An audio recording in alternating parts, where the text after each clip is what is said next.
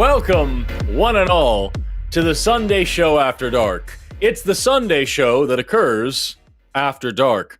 I'm your host, Forrest Valkai, and I am joined today by Owen of the Telltale Atheist. How are you doing today, my friend? Doing well. Thank you so much for having me on again. Dude, I stopped myself because I wasn't sure if your whole name was out there, and I was waiting for the lower third to come in, as it has. Owen Morgan, I appreciate you being here and hanging out and doing the things. I've been loving your work, man. Been checking you out more and more since the last time I hosted. Oh, awesome. Yeah, it's always fun hanging out and chatting and everything else, so it'll be good. Doing the shows. For everybody out there in the internet, this show is an opportunity for believers of all stripes, for people who are theists, creationists, people who have questions about the Big Bang or about evolution or about the age of the earth or about abiogenesis, or who believe in a god or gods or believe in ghosts or devils or spirits or demons or angels or any of these other things. If you have a supernatural belief or strong objections to science, this is your chance to talk to people who disagree with you, to actually have a serious conversation with folks on the other side and to learn and grow together. I know that Owen is a firebrand who will tear into people and shut people down and scream at them. But as for me, I am quite nice. I promise that the calls, if you call in, will be as pleasant as you are. So pick up the phone, call that number on the bottom of the screen, 720-619-2288. Looking at the in-chat poll, it looks like we've already had 2% of literally all people in the entire world have said that they will call in, because that's the people who watch this show, is everyone in the entire world. And so those people, have 2% of them so far in the chat have voted to say they will call in. Honestly, that's a few people. So I hope that they call in. Again, that number on the bottom of the screen, 720-619-2288, or use the link in the description to call in over them internets. Remember, you can remain anonymous. You can use a pseudonym if you like. Nothing but your voice will be broadcast. So we'd love to have you on to talk about your beliefs and why you hold them. Before we get into anything, though, I just want to read off the thing that is my job to read off, and I will forget if I don't do it right the fuck now. Today is the Sunday show with me and Owen, and Arden is our producer. Hell yeah. Tomorrow we've got Skeptalk, also with me and with Aaron Adair. So you've got one biologist, one physicist. That would be the greatest show ever for science deniers to call into. If you are a flat earther or a creationist or a big anti-big bangiest, I don't know that, or a transphobe or an anti-vaxxer or whatever, like that is your chance to call in and talk about why you believe in young earth or whatever it is, because you'll have two scientists to talk to you quite politely. Then we've got Chewed Gum the next day on the 8th with Alyssa and Eve. Then we've got the Hang Up on Wednesday with Matt and Neil, the 604 Atheist. And then we've got TACIS, the Transcendental call-in show, on the 10th, on Thursday, with Arden and Josie. And that swings us all the way back around to the Sunday show again a week from today with Matt and Eve. And I will be hosting After Dark that day with Aaron Adair again. It's going to be a great ride. We've got a week of phenomenal programming for you. And next week, we've got a week of phenomenal programming for you. And the week after that, and the week after that. Every week is a great week here on the line. Those are the things that I have to remember to say. Owen, what have you got going on, my dude? Oh, not too much. My wife is at Americans United Conference at this immediate moment. I'm going to be at American Atheist Conference in a couple of weeks. It's going to be interesting wandering around. If you're going to be there, then find me and, we'll chat for a while. So, yeah, that's what I have to look forward to. Right on, right on. And what is that event? Like, what is it all about? Americans United. Americans United is it's a nonprofit group, much like American Atheists, but it's created by Christians, I think. But anyway, it's they're part of a coalition that works with like a whole bunch of other groups, the SSA, American Atheists, FFRF, and stuff. And we all pretty much have aligned goals with things. So AU is really cool. She was sent there by American Atheists because it's like a work event, and I would have gone if I could have, but got cats to take care of and stuff. So it makes total sense. I get it. Today woke up in Kansas City, Missouri, and immediately I did a speech today at the Kansas City Oasis. If anybody is around the Kansas City area, check out the Kansas City Oasis. It's pretty freaking sweet. I had never been there before. I had never heard of the place before they reached out to me, but they had already had Seth Andrews and Aaron Ra and a few other people out there to speak.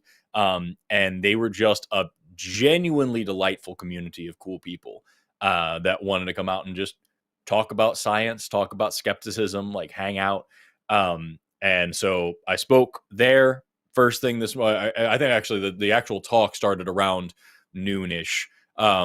And then got some barbecue and drove back to Tulsa just in time for this. So I am excitable, and I've been talking all day, and I've shaken a million hands and burning out my voice just in time to come here and be pleasant on an internet call-in program. What a day!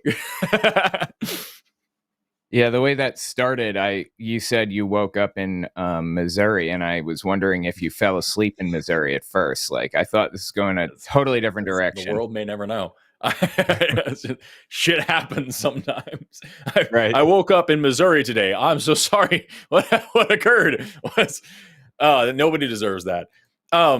We've got a great show for everybody today, and we've already got callers coming in, but we still have some open lines. So call in if you're a theist, if you're a believer, if you're a creationist, if you're have strong opinions about gods that you would like to pass on to us or like to defend, or if you have questions about science, this is the show for you. Again, that number on the bottom of the screen is 720-619-2288, or use the web link in the description.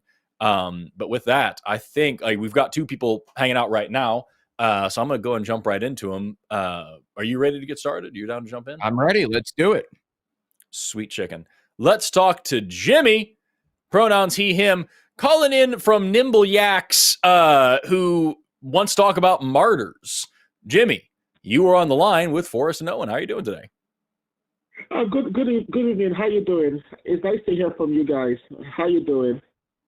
I'm having a great day, dude. I'm having a great day. Yes, Forrest. I like your show a lot. Like I say all the time. Like I'm just asking your opinion. I called like 2 weeks ago. I talked to you and Seth. I had a wonderful conversation with you guys, and I think about what you say a lot, and I reflect on it.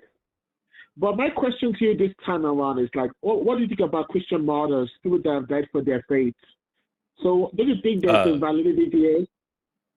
I think the same thing that I think about other martyrs who have died for other faiths.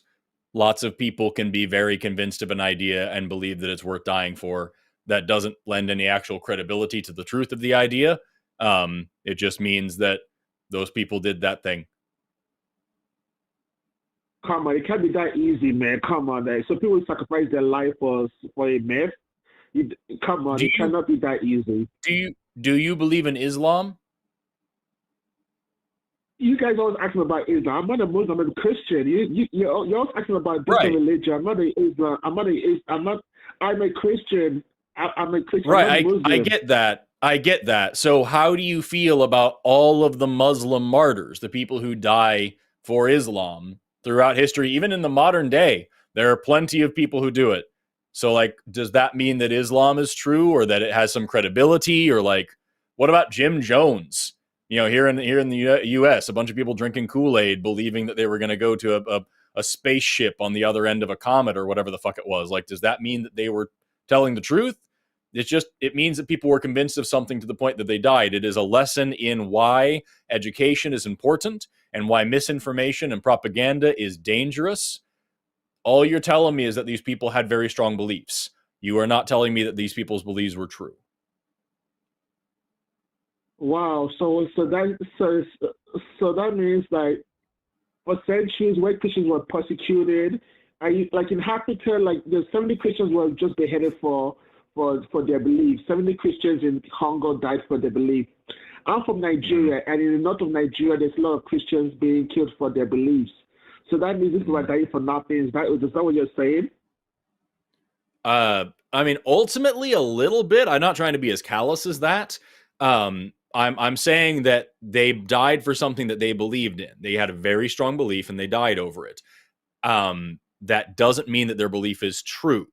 And again, you keep bringing this back to Christians because that's what's important to you.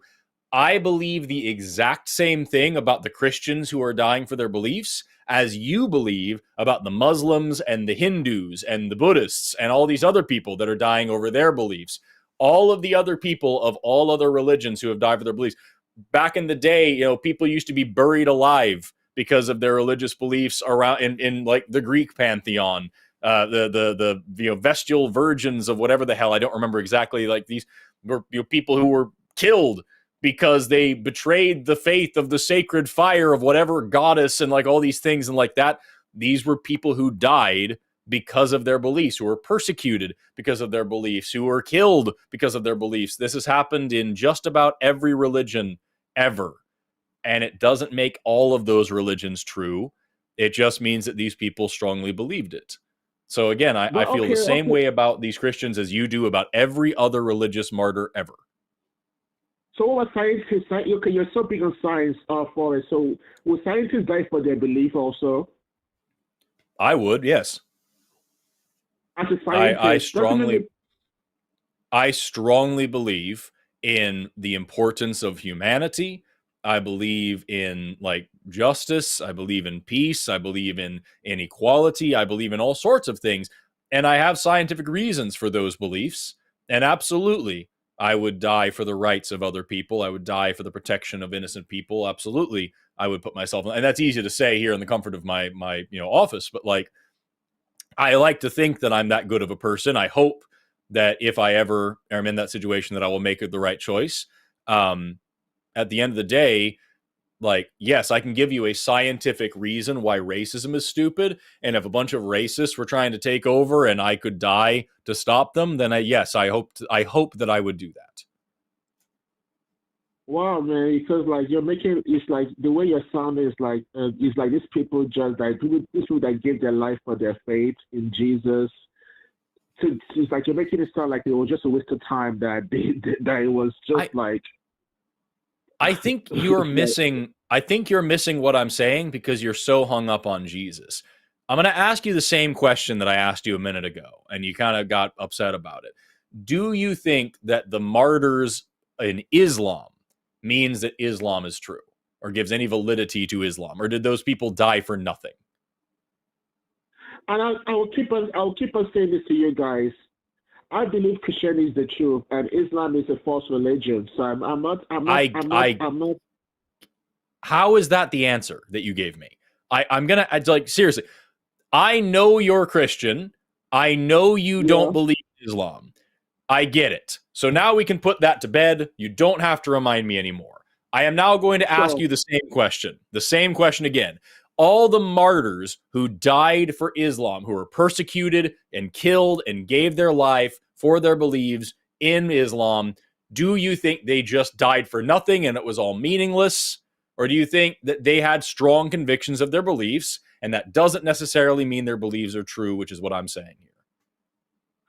Well, that's a hard question here, but like if you ask me personally, I think they were deceived. I think they were deceived. They were deceived. Right. If you ask me my honest question. And that is precisely what I think about Christians who died for their belief as well. I think that they were fed a lie and they believed it, and then they died. And I think that's tragic and horrible, and it shouldn't have happened.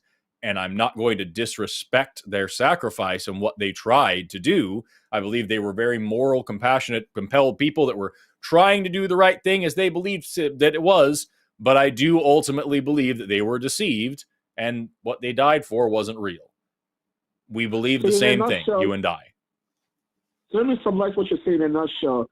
So what you're saying in a nutshell, dying for a belief does not actually make it through. Is that what you're saying? That's what you're saying? That is 110% what I'm saying, yes. Whether or not someone dies for a belief has no bearing on whether or not that belief is true. Yes. Wow. So that means So that means someone can sacrifice their life for a lie?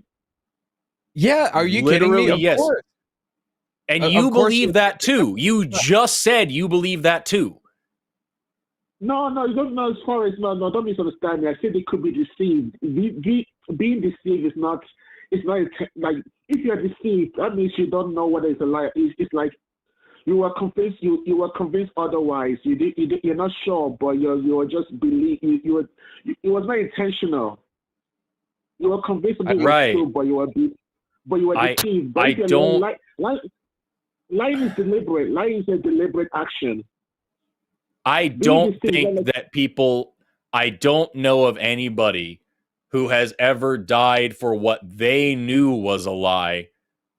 Okay. I guess in like a weird like Watchmen kind of scenario where like you have to do something horrible to spread a lie to save the world, maybe I could perceive of such a situation. I can't think of any off the top of my head, but what I just said to you is that I think the same thing of the Christians as you think of Muslims and Hindus who die for their beliefs, which is that they were deceived. They believed a lie, thinking that that lie was actually the truth, and they died over it. So, okay, so that means, wow. So this, because what you're saying here has serious implications for us. It's not trivial at all. So what you're saying is that, so what you're saying, this is very deep right here. It's not very trivial at all what you're saying. That means what you say that millions of people all over the centuries that died for Christianity, that means they died for nothing then. They were tortured in the most horrible manner for nothing. They're not going to get nothing out of it then. I don't understand how we're still having the same exact conversation in the same way. I'm just gonna recite, Jimmy. I'm gonna just recite how this conversation has gone. Like this is where we're at. This is the loop that we're in. Is you say people have died for Christianity, and I say other people have died for other beliefs too, and you say, well, those people were deceived. And I say, yes, the Christians who died for Christianity were also deceived. And you say, that means those people died for nothing and it doesn't matter and all this horrible shit. And then it surely must mean something if they die. And we loop right back around to, that's what I'm talking about with all the other people who died for their beliefs. And you say, yeah, but they were deceived. I'm like, yeah, Christians were also deceived. Yeah, but that means they died for nothing. Right, that's what happens to all of the martyrs. Yeah, but the martyrs in the other religions were deceived. And like we're just going around and around in a circle. Whether or not somebody believes something doesn't mean it's true. Whether or not somebody dies for something doesn't mean it's true. Whether or not somebody commits their life to something doesn't mean that it's true. Whether or not a belief helps people out of addiction doesn't mean that it's true. Whether or not a belief hinges entirety of society on this one belief, that doesn't mean that it's true. If something is true, then it's true independent of all of those things. I don't think Christianity is true, and I think the people who believe it, even believe it so strongly that they're willing to die for it, have been deceived. I think they've been lied to and they bought into some bullshit, and now they are giving their lives for something that ultimately isn't real. That isn't inevitably their fault, but it is their problem, and that sucks. Oh, wow. Wow, Forrest. Jimmy, Jimmy, can I ask you a question? Can you hear me? Sure. I hear you perfectly.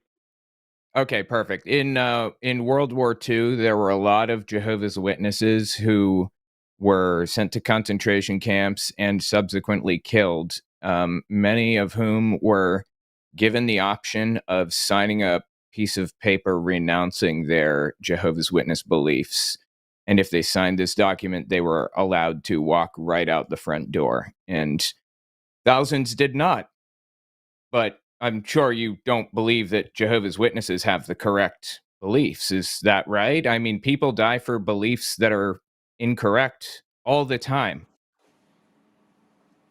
No, like you said, Forrest said in a way like he said something. Forrest said something that's very significant there. If they know that is intentional, that they're lying, they will not die for a lie for sure. But if they're not sure and they believe it strongly, they might die for it. If they believe that it's true. But Forrest said something that's very significant, that if you die for something that is, you say belief does not equate to truth. So what I'm saying here is probability. That the probability of I'm just saying probability here. That the probability of someone dying for a lie that they know that it's a lie is very, very true. It's to me, I don't see someone risking their life for a lie. It's like that's one thing I don't understand. I might not be as smart as you, Forrest, but like I know you're a very, very intelligent guy. It's like you're very smart. I'm not that smart like you are. You know what I'm saying? But I'm saying that what I'm saying is that someone not intentionally died for a lie. That's what I'm saying. We have agreed. We both said that. They were deceived. Wow. They were taught a lie and they thought that it was true. That doesn't mean that it actually is true. I have a question for you, Jimmy. What about the Christians who have killed for their religion? So think back. I think a great example of this would be like the Spanish Inquisition. So you had these inquisitors who were Christians who were going out and torturing people to death because they believed those people weren't Christian enough. And so you had people who were Christians dying for their Christian faith, being killed by Christians who believed that they were doing Christianity wrong. So which one is more Christian? And does this give any validity or proof to either one of their faith? That one is willing to die for their religion and the other is willing to kill for their religion. Does that mean that any of their religions are true? Or does it just mean that humans are able to do truly hideous, horrible things when they think God is on their side? Man, Forrest, I gotta give it to you guys. You guys ask such good questions, man. Thank you. You guys are very good at this. You guys are very good at this. We love thinking. Man. Thinking is a lot of fun. Man, I tell you guys are very good. That's a very good hard question you asked. That's a very good hard question. My laughter is kind of nervous laughter because I don't have a good answer to give you. Does this change your mind on it? Huh? Does this change your mind on anything? Being faced with like it does. It's just like it does, but it's like it does. I just want to be sure that I'm doing the right thing. I'm not risking my eternal soul. That's why I want to be sure. That's why I continue calling your shows from time to time. Make sure that I'm not being deceived. Because I see a lot of satanic people commenting on your comments in your show. I just want to hope that you guys are not worshiping the devil secretly, and you understand, and that's what I just hope that you guys are not worshiping the devil secretly and trying to deceive people. That's what I'm just hoping. No, we're not worshiping the devil secretly and trying to deceive people. No. I know people who are out about like being Satanists, and no one in this movement that I know is trying to deceive people. In fact, I personally don't. I do see a lot of satanic comment. I do see a lot of satanic people comment on your comments. So I think that they say when I watch your comments, I see a lot of satanists there commenting. So I hope that I just hope that you guys are not secret satanists. Oh yeah, I get all kinds of weird comments like that. What can I ask a question? Just for funsies, just to have fun with it. Like I want to just make sure we're very clear here. I also don't think there is such a thing as a Satan. I don't think Satan's real. I don't worship it. I'm not trying to deceive anybody. I am an educator. I'm a scientist. I care about the truth and I care about education. Like I wouldn't be doing what I'm doing if I was trying to trick people. This would be a stupid way for me to make money if that was what I was trying to do, right?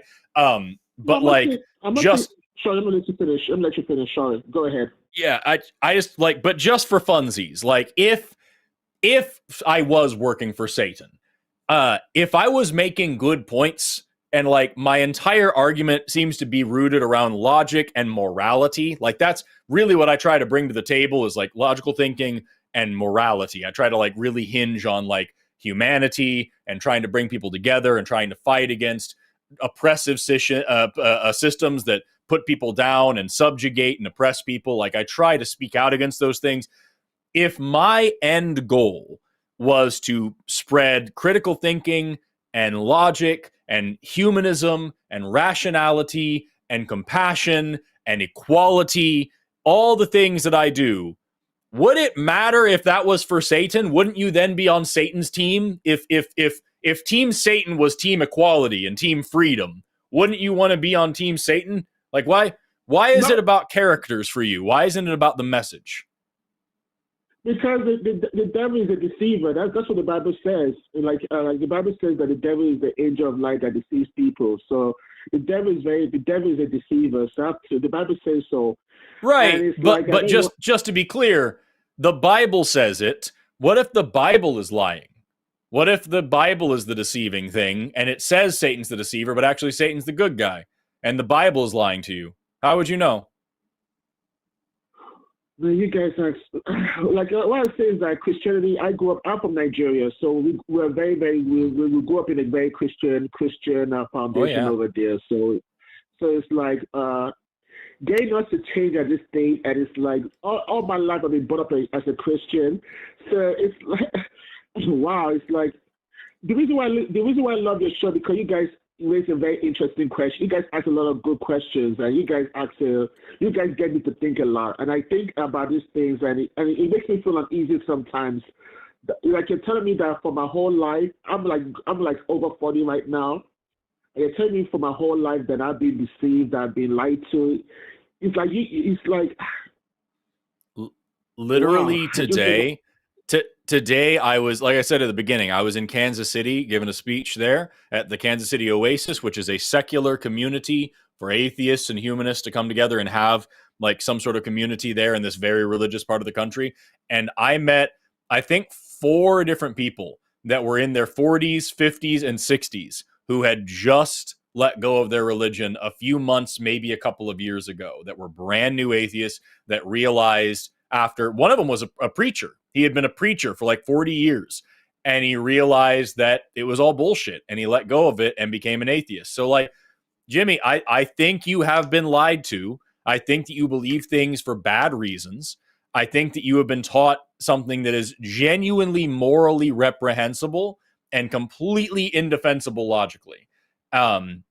And I think that it will be very difficult for you because of your upbringing and because of your background, everything. I think it will be difficult for you to let go of that faith, but I 110% think that you will be better off for it, and the people around you will be better off for it if you can manage to let go of your faith and be free of it. I have to agree to you, but logic's on your side, though. You're asking me very good questions. I don't have a good answer to answer you, but your questions are very, very valid and solid questions you ask. So it's like, you embarrass me with those. I'm just telling the truth, Forrest. Like, because these things are not logical at all. These beliefs are not logical. They don't have any logical standing. But it's like it's based on a lot of fear. I just hope that you guys are right 100%, because I don't want to waste my eternity for it. Also, because like I think about what you're telling me about what you're saying, but this fear doesn't go away logically. Even though I think about it, I'm still scared of hell, though. Hey, can I ask you a question? Sure. I was wondering if you can tell me. Pretty much every other religion out there, Buddhism and Hinduism and Islam and all of the others. In fact, most Christian denominations are mutually exclusive. So what happens if you have the wrong denomination? You are worried about missing your chance at heaven and going to hell, but what if it doesn't matter because you are in the wrong denomination in the first place? I don't know that I'm in the wrong denomination. The denominations where I grew up in, I don't know if I'm in the wrong one or not. How would I know I'm in the wrong one? Exactly. Well, yeah, it seems to me like it's like if you worship the wrong denomination and you worship the wrong religion, you put your eternal life at risk anyway. So what's the point It's not deliberately. I didn't know that was the wrong one. I just took it on faith. I didn't know it was the wrong one. How am I gonna? I didn't know that. Let's put it this way: if we all die and I go to heaven or whatever, purgatory, and I find out I didn't know that this stuff was real, or I didn't know that the Baptists were right, or whatever, would I be any more to blame? It seems like if God is willing to grant exceptions for people who just didn't know, then it seems like we should just follow the most logical, good faith, honest path, right? And just be a good person. I think so. I think so too. I agree with you guys. I'm coming to your side. I just don't want to be deceived. That's why, because what's scaring me about you guys is that you have a lot of satanist people commenting on your comment section. So I just hope that's what's really, really, because I read the comments, and it's mostly satanists that comment on on your comment section in your show. So I hope that you guys are not working for Satan deliberately, and you understand. So that's why I'm just that's what I'm just hoping that you. I have a thing, but it's a little long. Owen, did you have something before I kind of launch into the little tirade here?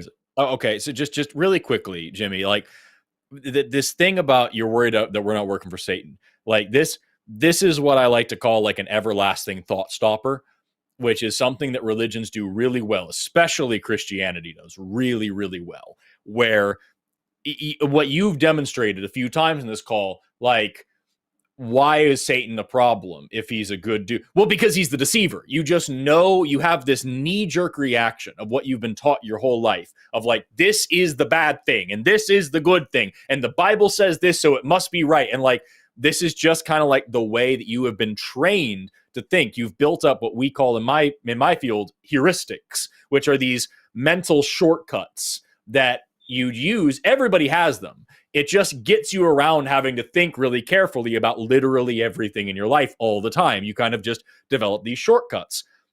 And it sounds like you've developed these shortcuts around whether or not God is real, whether or not Satan is real, whether or not any logical argument against God can be good. And I just want to play a game with you for a second. I just want you to think, just turn your entire worldview on its head. Imagine for a second if the devil is real, right?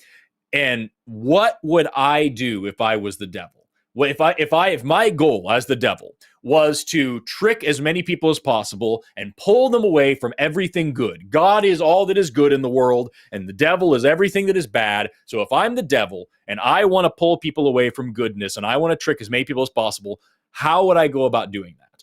If it were me, if I was the devil, the first thing that I would do is make sure that everybody believed that I was real. And I would even say things like the greatest trick that the devil ever pulled was convincing people he didn't exist. I want people to think that they're getting something on me. I want people to think that they're beating me if they believe in me. So I want people to be sure that I'm real. And the second thing that I want people to believe is that I'm God. And so what I would do if I was the devil is I would put out a book and I'd call it the Holy Bible. And in this book, I would say that God wants you to be homophobic, and I would put things in there about destroying equality. I would put things in there about how women should not be allowed to teach or hold any authority over men, and I would put things in there about how God commanded David to slaughter all the Amalekites, every man, woman, and child and infant, and all their cattle and all their donkeys, and salt the earth and destroy. I would make genocide the will of God. I would make sure that in the Bible, I condone slavery. And sure enough, in the Bible, slavery front to back is a good thing. The Bible is all about how slavery is cool. I would make sure to put in a bunch of stuff in here about God being intolerant and hateful and stupid. I would make the creation story about the Garden of Eden a whole comedy of God being a fucking idiot. He puts the tree of knowledge in the garden and then tells the people who don't know right from wrong not to eat from it. They do it because that's what children will do. And then he punishes not just them, but everybody forever, for the rest of time. And he makes especially women suffer. He makes childbirth painful and makes them subservient to men. I would make the God of the Bible the most stupid, ignorant, nearsighted, mean, cruel, selfish. I would make sure the God of the Bible says, my name is jealousy, which he does, by the way. I would make the God of the Bible an idiot and an absolute megalomaniacal monster who kills people for fun, who commits genocide, who condones slavery, who drowns the entire world because he regrets making humans. I would make that be the God of the Bible.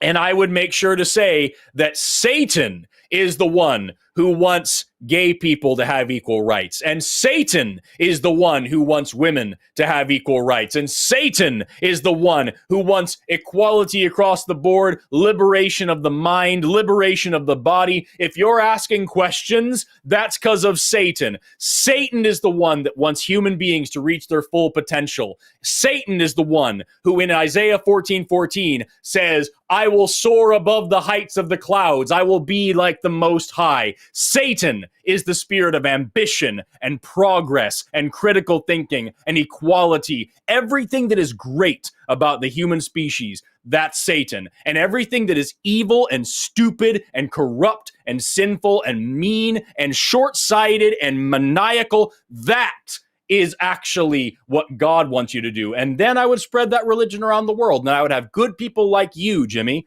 good people like you, terrified of burning in a pit of fire because I love you so very much. I would make you think that burning someone for eternity is an act of fucking love. What a sick perversion of love. That's what Satan would do if Satan was real.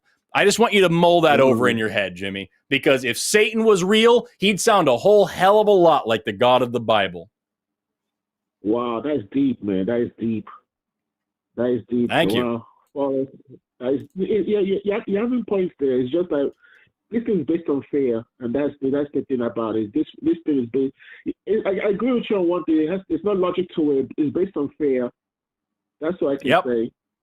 And is that does that sound like a system that a loving God would create? Or does that sound like a system that either Satan or corrupt humans would make? A system based on fear, not logic. That sounds like corrupt humans to me. Yeah, you're right though. All right, Forrest. I wish you the best though. You guys are good at what you do. I'll say that. You guys are good at what you do. Thank you, Jimmy. You guys are right. That's all. Have a great one. Me too. All right, take care, Jimmy. I appreciate you. Take care. Bye-bye. He's a nice guy. I don't hate him. It sucks to see how afraid he is, and I hope that he gets better. Yep, absolutely agreed. Maybe one day he'll call in and he'll tell us, hey, you changed my mind. I look forward to that day. I think that Jimmy is a smart enough guy to get there. And I'm not saying that every religious person is done. I'm saying that like Jimmy seems like the kind of guy to really think about this shit and to run up against the wall over and over until he starts to get to a point where he can't let go of it. Do you have the call screen up? I do, yes. Do you want me to pull up? I was going to ask if you have a preference between lines 5/4 or 6/5, depending on which number. Yeah, I was looking at it. I was thinking about 5. The third one in line. Does that work, James? Yeah. That one? That sounds good to me. Let's do James. Yeah. All right, let me pull We got James calling in from miniature octopi, little tiny guys, lots and lots of arms, who wants to talk about why we don't believe in God. James, you're on the line with Forrest and Owen. How you doing today? Hey, I'm doing just great, man. Glad I got on. I just happened to turn and see you having to call in, and I got on. Well, I think I was having a conversation with Forrest about 2 weeks ago. Okay. And we were looking at God, I guess, from a scientific angle, Sure. Yeah. And we were talking about evolution or evolving. And I think what we ended was that our conversation had ended on how long it has taken Homo sapiens to arrive to this point where we're at today. I don't have the figures on how long evolution. Pardon me? 3.8 billion years is how long life has been on this earth and has been evolving. Our species specifically is 200,000 years old. Yeah, 200,000. Yeah, so that's the situation where we're in. So I had an interesting question. Well, not an interesting question, but I was rebuked by a Christian earlier today, and they just said something that just really shocked me. A Christian. I'm a God believer, but I'm not a Christian. I used to be a Christian, but I evolved out of Christianity. Okay. So I started there, but I evolved out of it after I had read the book about 3, 4, 5, 6, 7, 8, 9, 10, 11 times, and was just constantly going over the same things over and over again. I started seeking out more information, and I just evolved out of it. I learned how, Christianity is really not an original religion, but it's a piecemeal of a lot of other religions put together into one religion, and it just made natural. You're preaching to the choir here. Yeah. Yeah. So anyway, that's what I'm saying. But I'm still a God believer. I definitely believe in God, and that's from my own personal experience. But the question, the way we were looking at it was evolving. Evolving. I was at this stage, maybe 40-something years ago, when I first came into Christianity. I believe in hell. I believe in the devil.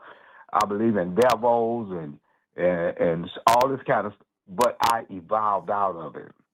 But I didn't evolve out of the understanding or the knowledge of God. But here was a question that someone asked. Here was a rebuke that I got. I don't even remember what the conversation was. But what stuck out to me, the person told me, say, well, don't be lying on God. And it just struck me as the craziest question in the world. How could you lie on God? God is omnipotent, omnipresent. I don't understand what that means. That's what I'm saying. I couldn't understand. Don't lie on God. She said it's something I was saying that she was saying it was a lie, and I was lying on God. And I just couldn't get that. How can you? God knows everything, right? Omniscient. There's nothing that God don't know. So how can you lie to God? There's no way you can do it. I think I got the impression. I think that what that term means is how can you, lie about God or swear that something is true and use God as your the basis. Like, I swear to God that this is true or whatever. I didn't get the impression that meant lie to God. But I don't know. I don't know. I honestly have no idea. But that's the impression. How could you? How could you lie? God knows everything. How could you lie? You couldn't. And I was just thinking in this conversation here, when you were talking to the other gentleman, I was reminded this little situation when I see on TikTok from time to time, and you'll have these parents, and they'll have 2 toddlers, or they have 1 toddler or 2, and they'll be sitting at the table, and they'll bring some candy and set it in front of them. Say, here, I'm gonna leave this right here with you right now. Don't eat it. I'll be right back. And you see when the adult leaves, you see the 2 toddlers looking at each other, looking at the candy, looking at each other, looking at the candy, looking at each other. And eventually one reach over and pick the candy up and start eating it. One maybe not, but, that's like the Adam and Eve situation. How the toddlers got that, whatever it is that they got, and they just can't wait. And they pick their candy up and eat it. So did you and I talk about this last time? Because I remember talking to somebody about this, the princess something experiment that demonstrated this happening. No, this is just something we didn't talk about. We were talking about evolution, and our situation was that we have evolved at this point as Homo Princess sapiens. Alice. Like what? No, I'm not talking about. Go ahead. So this is the I just double checked. It was the Princess Alice experiment, and they would tell the children, they would have children in a room, and they would have an empty chair in the room, and they would have candy or a game that they were playing or something like that. And they would, the experimenter would say, okay, I'm going to leave the room for a minute. Don't cheat in the game. Don't eat the candy. Don't, whatever the bad thing is. And they would leave, and the children would do it because they thought they were alone and they thought they could get away with it. But if they said, Princess Alice is sitting in the chair, she's invisible and magical, and you can't touch her or feel her, but she's there and she's watching you, and then the kids would behave. And so this is kind of like a demonstration of how religious thinking works, that you tell people, hey, Jesus is watching you, and then they'll behave even when there's nobody in the fucking chair. Yeah, it's part of like where we get religion from. Is it is a domestication tool for humans. It keeps people in line when the state gets too big, when the government gets too big, when the community gets too big, and the government can't afford to put a cop in everybody's house to watch them. You tell them, my God is watching you, and I have divine authority to. That's where we get like Rome and the Roman Empire and others, the English Empire. Like, God has ordained that I'm allowed to rule over you, and God is watching you every single moment of every single day. So you better fucking do what I tell you to do, because God's watching you. Adults behave the exact same way that children do in that situation, it turns out. Yeah, but these, I guess these wasn't scientific people. They might have seen that thing, and they just did it in another kind of more humorous way. They wasn't saying that God was there. They were just saying, don't eat the candy that I get back. And they would go and stay a extended amount of time, and the longer they stayed, the more the children were tempted to eat the candy. But then there's another one I saw, and this was quite interesting. This really kind of got me. I looked at it. They have these toddlers, right? Maybe what, 1, 2, 3 years old, something like that, and they have bad eyes. So they're sitting in the doctor's office, and they're putting these glasses on them. And I guess they finally got the prescription for the children. But the kids don't want to put the glasses on. You know, they had like a rubber band around them to hold it on when they put it on.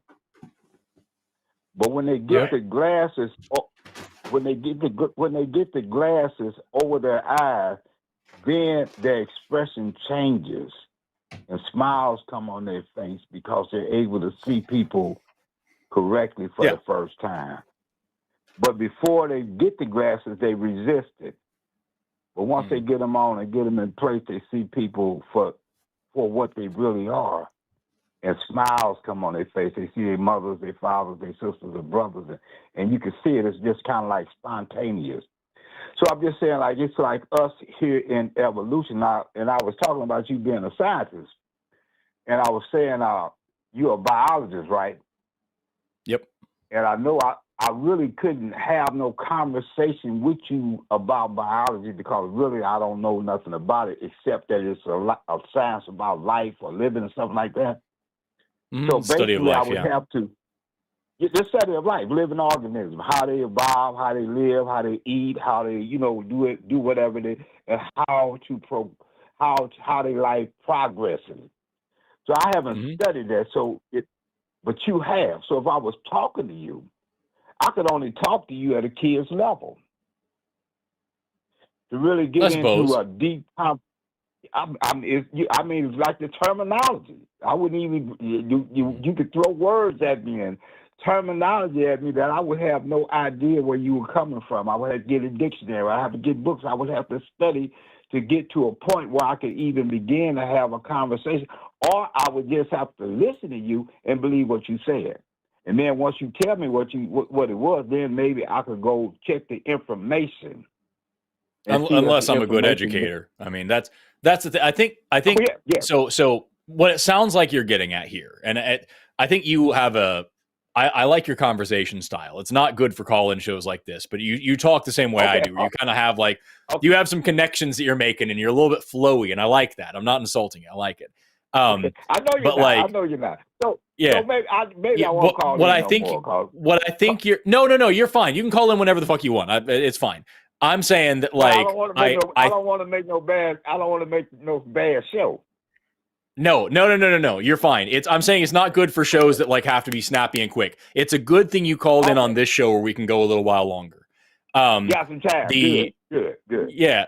I think where it sounds like you're going with this, and just to kind of get there, it sounds like you're talking about when little kids, they need these glasses, they don't understand the glasses, they resist the glasses, but the second they get them on, they see things more clearly. And for me, as a scientist, you don't understand biology, but if I were to give it to you in a way that actually mattered, you'd see it more clearly to open up your eyes. And I think you're going to try to make a connection then to say, God is a similar way that we don't see it the way you see it, but if we did, we get it. Is that where you're going? Right. That kind of sort of. Okay, so James, here's the issue that I have with it though, is that when the reason why those kids struggle against the glasses is because they don't have the capacity to understand what's going on yet, and they need to be proven. Right. They need to have it. They need to see it to believe it. Literally, they have to see it to believe it.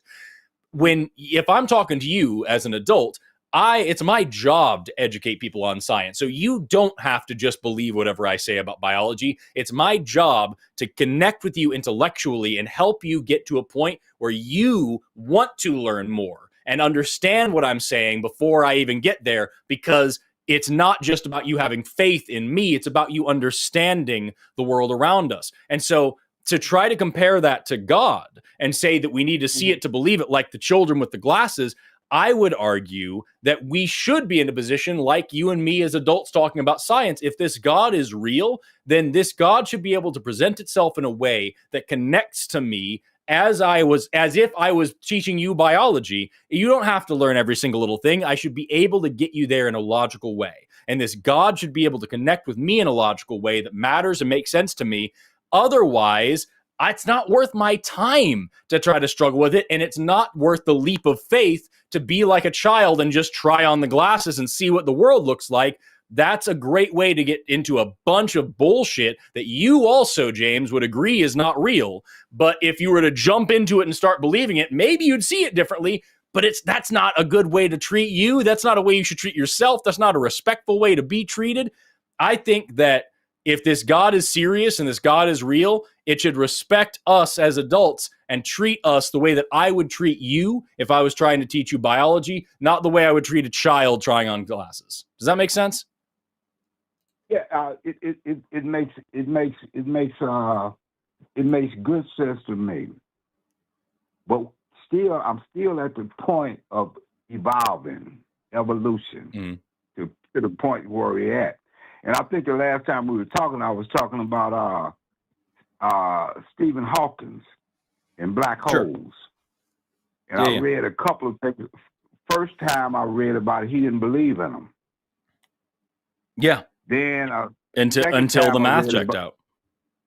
Right. And then the second time I read about it, he believed in them.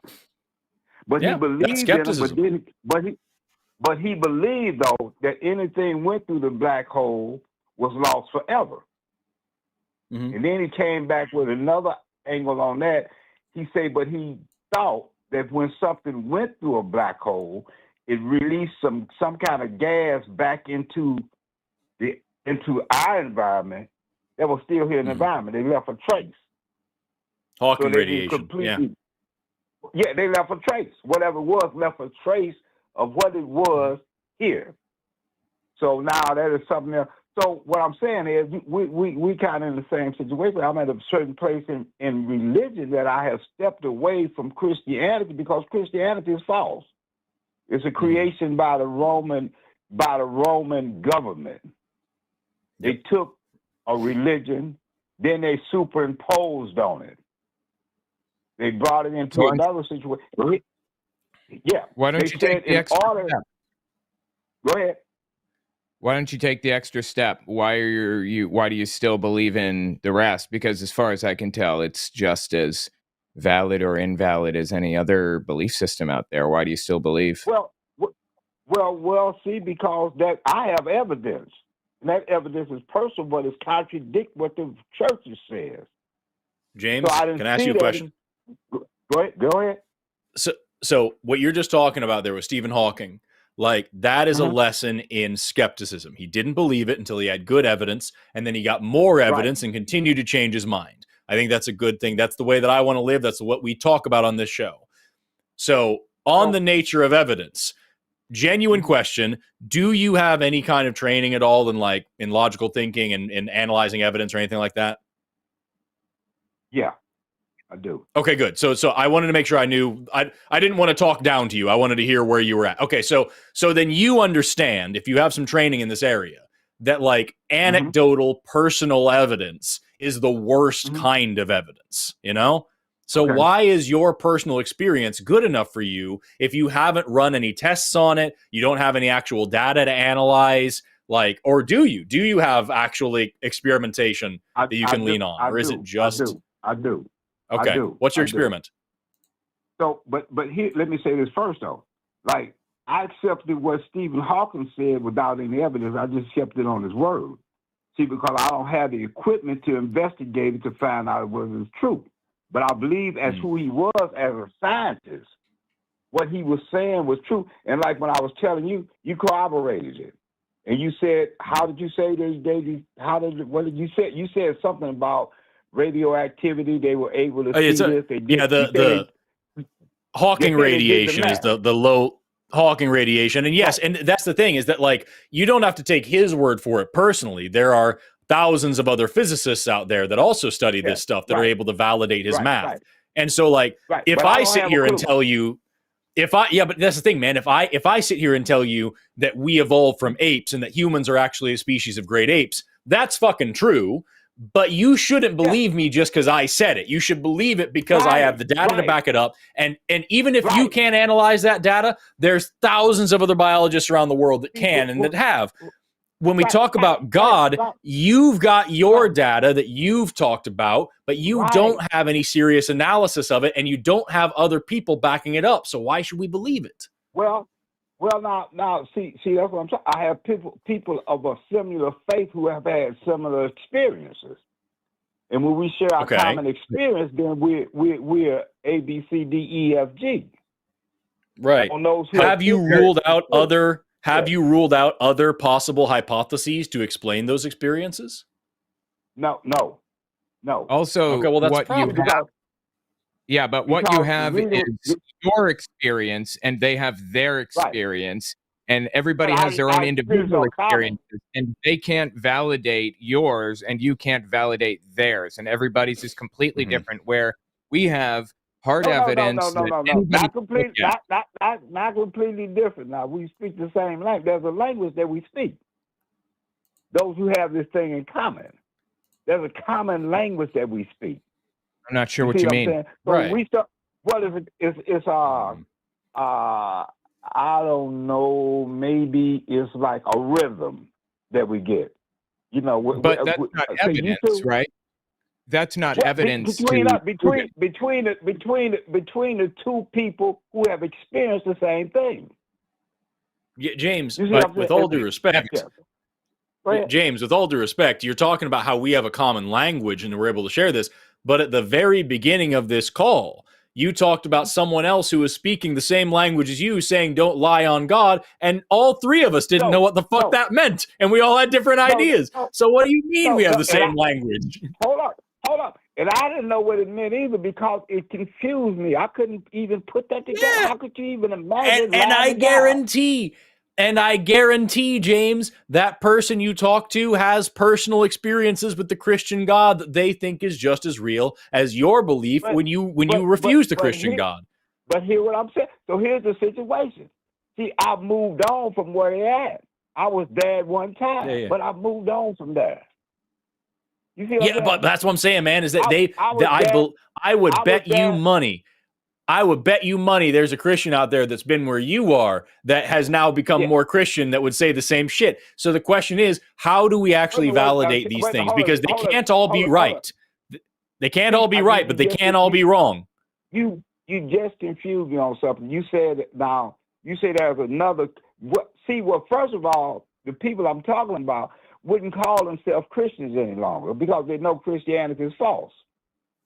So we're talking about God. I bet you anything. I would bet you good money that there are Christians out there that used to believe the way that you do right now, but then leaned harder into Christianity and decided that Christianity was actually true, and that all that stuff about the Roman Church was just a bastardization, and that there's a core truth to Christianity and all this stuff, and they leaned into it. And I can bet that because I promise we've talked to so many people on this show. We've talked to every kind of stripe. There's 40,000 denominations of Christianity alone, man. So what I'm saying to you is I think that all of these claims can't be true, but all of them can be false. And I don't think that you have a good way to differentiate your claim from all these other claims in a way that actually scientifically matters. Now watch this here. Now, there is. I have received. See, every religion promises you something. Mm-hmm. People. like I think the reason why people go into religion is because of death. And religion is the only ones that really speak about a possibility of overcoming death. So you go on there, you go into religion with the possibility that you may be able to survive death with this knowledge. So for sure. In the religion, the religion offers you something. It offers you verifiable truth. So it does? Once you, yeah. Religion offers you verifiable truth? Yeah. I'm sorry, I'm trying to understand. Yeah. Like, do I have gummy bears in my ears? I'm not sure. I'm gonna tell you, it's two scriptures in the one in the Old Testament and one in the New Testament. And when I put those two scriptures together, I walk right out. So I got the scripture from the Old Testament. It says, in that day. It says, in that day, this is what's going to happen. That was in the Old Testament. Now it's a scripture in the New Testament, and it's in the book of Acts, I think the 17th chapter, and it goes like this here. It says, God has created all Homo sapiens out of one blood. Mm-hmm. We all come from the same stock. Okay. Homo sapiens, we all come from the same origin. We originated in the same place, and we progressed to where we are today. And then it goes on to say, but that same God has put boundaries on all of us. So we're striving forward, but we are all limited in how far we can go in any direction. I'm not sure I understand. Connect the dots for me back, because I'm trying to understand where you come from. You said that religion has truth for us. I'm not seeing it. I'm saying for me. Well, I'm telling you for me. In the Old Testament, it says, in that day, this is what I'm going to do. And the day he was talking about was the day that I came in. And the day I came in, he did what he said he was going to do in the Old Testament, but I'm in the New Testament now. Then he also said in the New Testament, he said this, that you are limited, and God has put limits on you, that happily you might search after God and find God. See, because when you get to your frustration, that sucks. Also, that sucks. That sucks that God would do that. But also, I thought we agreed that Christianity wasn't real. So why? You criticizing it before you hear the complete statement. So you haven't heard the complete statement yet. I thought we agreed that Christianity wasn't real. So why are we talking about the Bible? No, I'm not talking about Christianity. I'm talking about the Bible, the scriptures. See, the scriptures were written before Christianity. Paul was writing Paul was writing in the 50s. Christianity didn't get started to the 4th century. Paul was writing in the 1st century. And by the time Rome got it, they changed the whole script. So it sounds to me like what you're saying is that you are a Christian, as in you are somebody that follows the teaching. I'm not a let him finish. Let him finish. See, because go ahead. Because let Owen finish. Owen had a point. Okay. Let Owen finish. Go ahead. All right. But I'm not a Christian. No, don't categorize me as no Christian. He was getting the point. He was getting the point. All right, hang on. I like the lag is killing me. I can't tell where I am if I'm speaking over somebody. But Christian is a self-ascribed label that anybody can claim. It's not something that like you ascribe. I don't claim it. I don't claim it. But that's fine. That's fine. Let him finish. Somebody that just follows the teachings of Christ, isn't it? And you follow the teachings of Christ, is that right? No, that's not it. Okay. What is it? What's Christianity then? Christianity is a creation of the Roman Church. Right, but like, what is the process of Christianity? Because like what Owen just said could still be a creation of the church. He was just describing the way that people like interact with it in their day-to-day life. But here's what I'm asking you. You guys read the Bible, right? You read it, you studied it? I've read it. Yep. Okay. All right. Well, first of all, if you understand that Christianity is only mentioned 3 times in the Bible. First time is in the book of Acts, where it say they were first called Christians at Antioch. It was a people in Antioch who supposedly called the disciples of Jesus Christ Christians. They called them that. Christians didn't call themselves, disciples of Jesus Christ didn't call themselves that. They were given that name by somebody else. Then there's another scripture saying, where Paul say, don't be mad if you get called, if somebody calls you a Christian, don't be mad about it. Or if you suffer for, don't be mad about that, because that's who they think you are. All right. Now, Paul called the disciples of Jesus Christ saints. In his letters, he wrote to the saints of God, to the saints of God, to the saints at Corinth, to the saints here, but to weren't the saints the saints like a special category? Did he call everybody saints who followed Jesus? In order to be a disciple of Jesus Christ, you had to be sanctified. Yeah, but were you automatically a saint if you were a follower? No. You didn't be a follower. See, now this is a hard part. Now, when Jesus went up to Jerusalem to be crucified, and he started telling his disciples, he stopped doing miracles, he stopped feeding the poor, he started telling them, say, I got my face towards Jerusalem, and I'm going to Jerusalem to die. They really didn't understand that. They couldn't conceive it. They was looking for him to start up a kingdom and all that kind of stuff. But he said, I'm going up to Jerusalem to die. And if you want to be a part of me, you got to be ready to do what I'm going to do. Now it says, when he said that, a lot of his disciples stopped following him. They stopped following him. They said, because this is a hard saying and we can't hear it. Then he turned to the 12, say, will you lead me also? And the 12 said, James, where can we go? Go ahead. James, I'm sorry, man. I don't want to interrupt you all the time, but like, I feel like we're getting lost in the semantics. Was Jesus a Christian? No, Jesus was a Christ. Right. But that's what I'm saying. Like digging into the semantics of who can and can't call themselves Christian and what Christian really means. Like, I want to get to where we're going, because we've been on the call for about 30 minutes. We got other calls we got to get to. And I think you'd be fun to drink with and chat about this stuff with. But like, we got to get there. I think so too. But that's why you got 40,000 some different religions, because on that single thing right there. Sure. So it's divided into all them things. Yeah. So why? What's the main point? Why do you believe? What's going on? The main point is, in the book of Acts, it say God has put boundaries on us that we can't go as far as we would like to go. And the reason why he put boundaries on us is that we have a certain amount of time.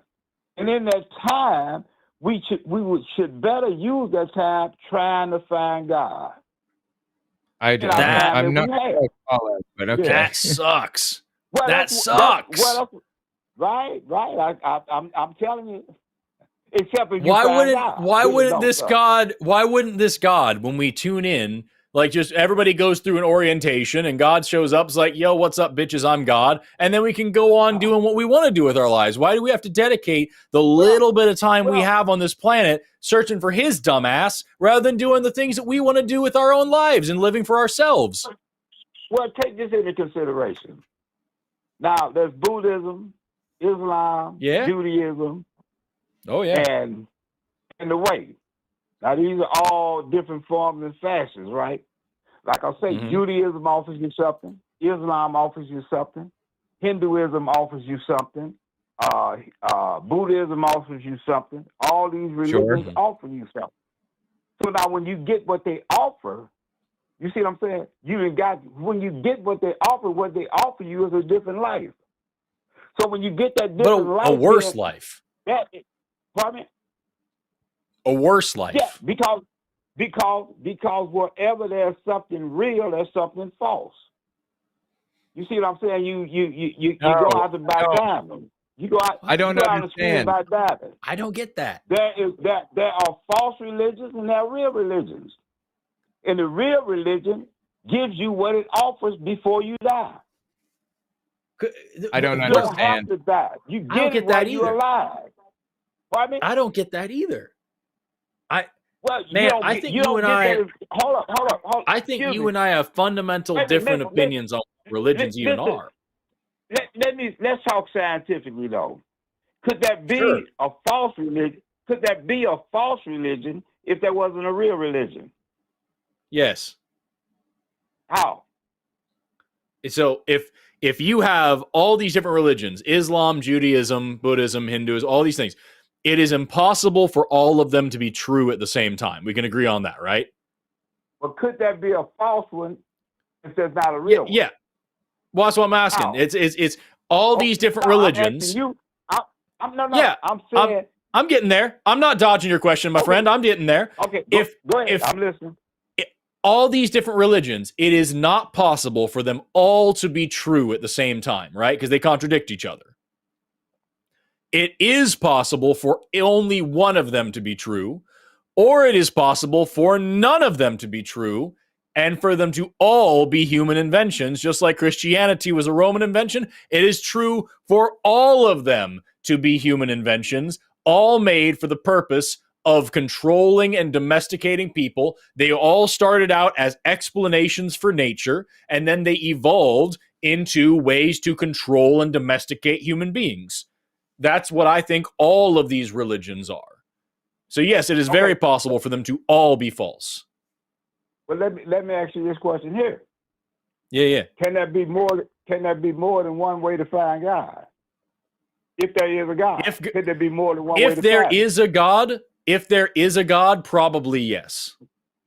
Right. Now, that's the thing. So he said he had put these boundaries around you that you might find God if you search for God. So now, right, but why is that such a big... What I don't get, James, because I've heard you say this before, what I don't get is why is this God's head so fucking big that his priority is that we find him in this unique and special way when we could just be living the lives we want to live? If I don't have children, James, but if I ever did, I would be more concerned. I would be more concerned about my children living their own life and being happy than finding and knowing me. Am I talking to Forrest now? Yeah, you are. This is Forrest talking. Okay. This is Forrest talking. This is where our conversation started. This is where our conversation ended last time. I'm going to end with this. I'm going to get off with this. But here's what we're saying. We are evolving. Yeah. Now, we are. What you know? Wait a minute. What you knew about biology? What you know about biology today is not what you knew 20 years ago. You know much more. I was 12 20 years ago. And a lot of things that you knew 20 years ago, when the evidence came, you just had to throw that away. Oh yeah. That's how scientists do. Oh yeah. Always change with the evidence. Say when they get enough evidence, no matter what they thought was what, but when the evidence is enough to tip the scale, they can let that old stuff go. That's right. We're evolving. That's right. We're evolving. Damn right. We're evolving in biology. It ain't no telling what's going to be 20 years from now. What people you might have some visions right now in your field of what you think the possibilities are. I heard Neil deGrasse Tyson and some more people on the program the other day, and they were making predictions for 2055. Sure, yeah, we can do that a little bit. Yeah, and I'm pretty sure, but we don't know how those predictions are going to come out. No, of course not. No evidence, no source to measure. And you know what? But based on what we know, when there's enough evidence, when there's enough evidence for God, I'll believe in it. But right now there isn't. That's what I'm talking about. That's what I'm talking. That's all I'm saying. So so it was hold on, and I like this. I'm gonna leave you with this here. I think Paul said, and he wrote this here. He said, when I was a child, I thought like a child, I acted like a child, and I did childish things. But when I became a man, I put away childish things. So a lot of things that I learned, and in my study, I found out they wasn't true. And as much as I enjoyed them and appreciated much comfort that they had to give me, then I had to leave that alone and move on. So I'm still in the process of evolving. But the situation we have is having evolving conversations where we can both see the other side, but we're still evolving. Like Stephen Hawking on that black hole. Well, you know what? Evolve. Like I said, James, when there's enough evidence for a God, I will change my mind. As far as becoming, like, putting away childish things, I'm 32 years old. I haven't put away childish things yet. I just drew a cock and balls while you were talking. So I'm still just as childish, and I will remain as such. You still a youngster, man. I'll be 75 in October. So, oh, goddamn. Yeah, I got, God. Well, you're spry for your age, James. Well, James, like I said, man, I think you'd be fun to drink with, man. But I appreciate talking to you. I'm gonna move on to the next call, but thank you for calling. Hey, thank you. All right, I might call in another time, but thank you. I appreciate you. Talk to you later. Bye bye. Take care, James. Bye bye. I like the man. He's funny. Yeah. I don't agree with him, but he's a jovial guy. I feel like a lot of the statements made were a little like they didn't really lead us anywhere. It was kind of a dead end. But yeah, super nice for sure. No, I think James really does sit and think about these things. And I don't think he's stupid. I think he rambles a little bit, and I do too. How could I begrudge him that?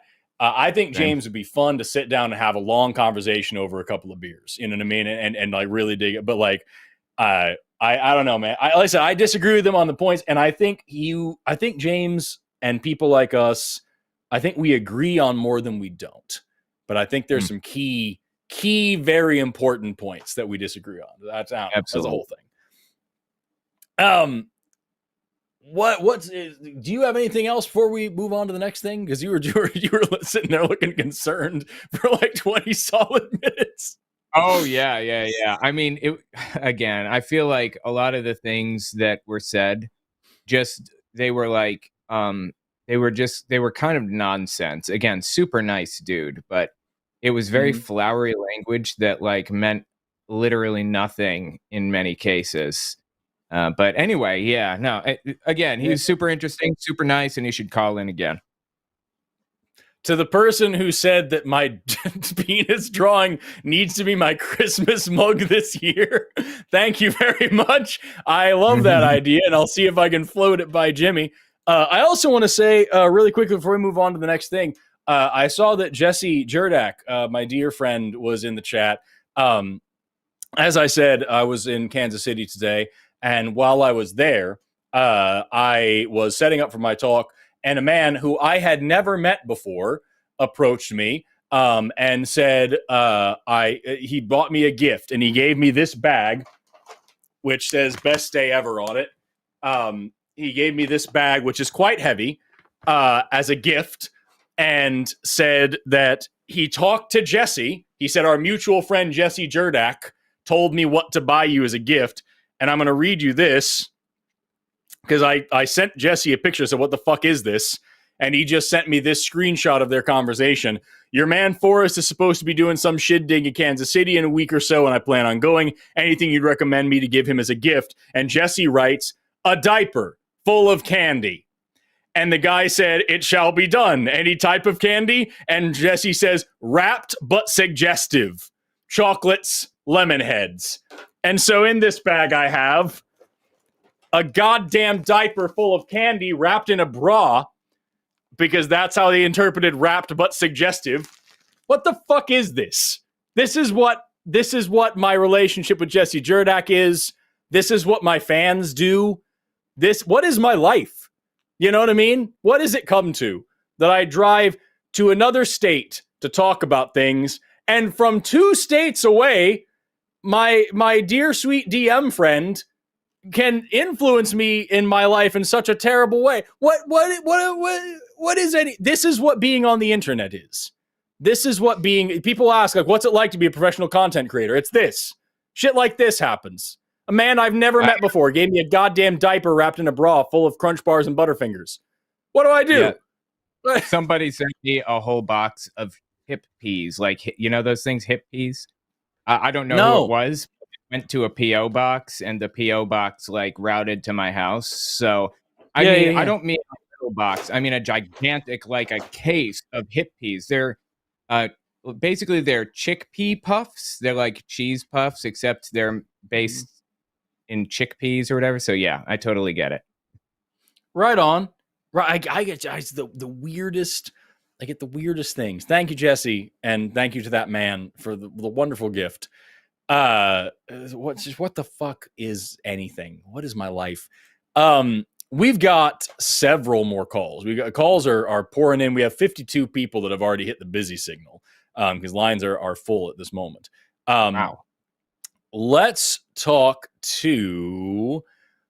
I want to talk to this person. This person's been on hold for like an hour. I'm going to go for Mark, pronouns he, him, calling in from sentient camels, dudes with humps that know some stuff about themselves. I swear to Glob, this is what it says. All right, this is what the call screen says. I'm reading this word for word. Has proof of the supernatural from a YouTube search. That's what it says. We're going to see what that's all about. Mark, you're on the line with Forrest and Owen. How are you doing today? Hello, Forrest and Owen. I'm doing great. Hey, right on. And I'm offering you something. You said the magic words. Go ahead. Yeah, no, you were probably going to say, you have proof of the supernatural from a Google search, and I want to know what that could possibly mean. Well, I want to back into this a little bit because you're not going to believe me. But I already don't. Said the magic words in your last. Yeah, I know. I know that. In your last call, you said if there was evidence of God, you change your mind.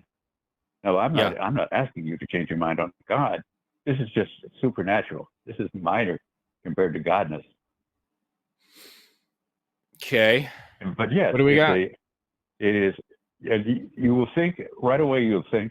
I mean, your mind is already made up in this area. Even with this particular kind of source that I have, you say, well, my mind is closed on this. So you need to take it on faith, which is not really your thing. But it is proof. I think it's a terrible thing to do. You that. What, faith? Yeah, taking something on faith is the dumbest thing you can do. Yeah. I'm not asking you to do that.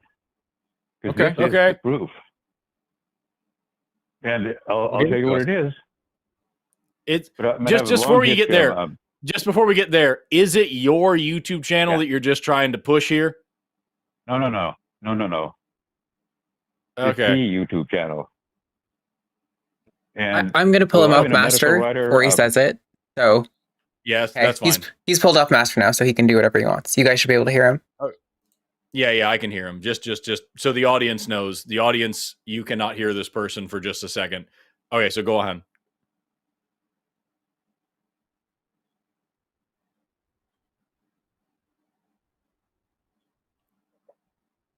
None of this matters.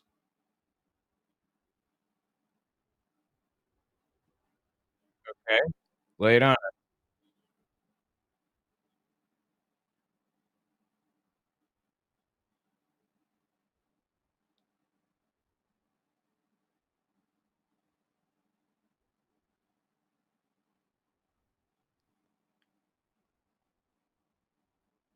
Is he even coming close to telling you the link to research whatever he has to look up?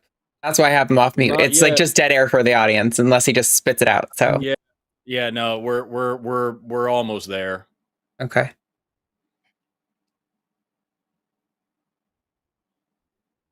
Okay. So these two people are talking, and he demonstrates what?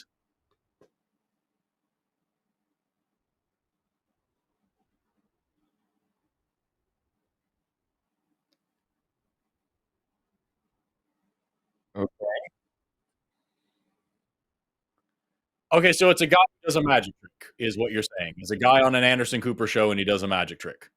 Okay, I'm pulling him up back to master. Well, okay. If that's all it is. That's all. But here are the search terms. Do you have your pencil ready? I'm not going to look it up. There's no reason to. It's a guy on an Anderson Cooper show who does a magic trick. If he had supernatural powers, then for sure this would be something that could be researched and studied. I'm not going to let you give me the search terms so that we can rickroll our audience. I would do that. I'm not going to let you do that. I don't see the point of this. What do you think I'm doing? I'm asking you just very quickly. You have a video of a guy who does something that you can't explain. Okay. I get that every time I watch a YouTube video of Penn and Teller. Right. Every time I watch Penn and Teller, I see supernatural things that I can't explain. Well, this is not Penn and Teller. Right. It's some asshole on an Anderson Cooper show. Why? Why would I? Well, because it'll be you'll see something new and something that might change your mind. Don't you want to have your mind changed? There's no reason. If I saw somebody on a YouTube video do something that I can't explain, my first instinct is not going to say this is supernatural. It's going to be this person did a magic trick, or the video's been manipulated, or there's something else going on that I don't understand, or the camera was bad, or like there's a million and one reasons why somebody could do something that I couldn't explain that's totally natural. Well, a supernatural explanation would be a dumb thing to assume. Well, I've been a film and video writer, director, award-winning, because if you don't win awards, you better go home. For decades, I've been a medical writer for decades. My work has been at Lincoln Center, Smithsonian. Yep, so none of it matters. I think you ought to take a chance. Dude, I can't stress this enough. Seeing a YouTube video about something that looks like magic is not a good reason to believe in magic. You don't know until you've seen it. And I do. You a free chance. That is the standard of evidence. Can I ask you something then? I'll tell you what. Sure. Tell me what is in the video. Tell me what convinced you. What did you see? Can we pull him? Can we pull him back off master really quick? Yep. Can we pull him back off master and just go ahead and tell me the search terms? I'm gonna look it up, and I will decide if we feel like we should put it on the thing, because I see even Matt's in the chat saying he wants to see it too. So what are the search terms now? Tell me.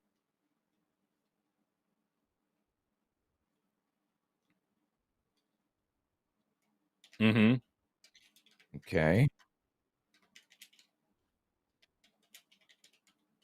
Okay.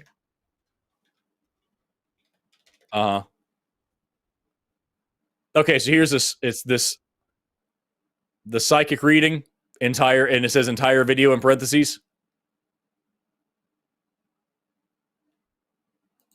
Okay. It's a fucking psychic medium. You can put him back on the master again, Arden, if you'd like. Yep. Yeah, so what we're seeing here is it's Anderson Cooper getting a psychic reading from a psychic medium. I have no problem with anybody seeing this. Nope. I will put it in the chat right now. It is some guy named John Edward. He's a psychic. Yeah, Mark, yes.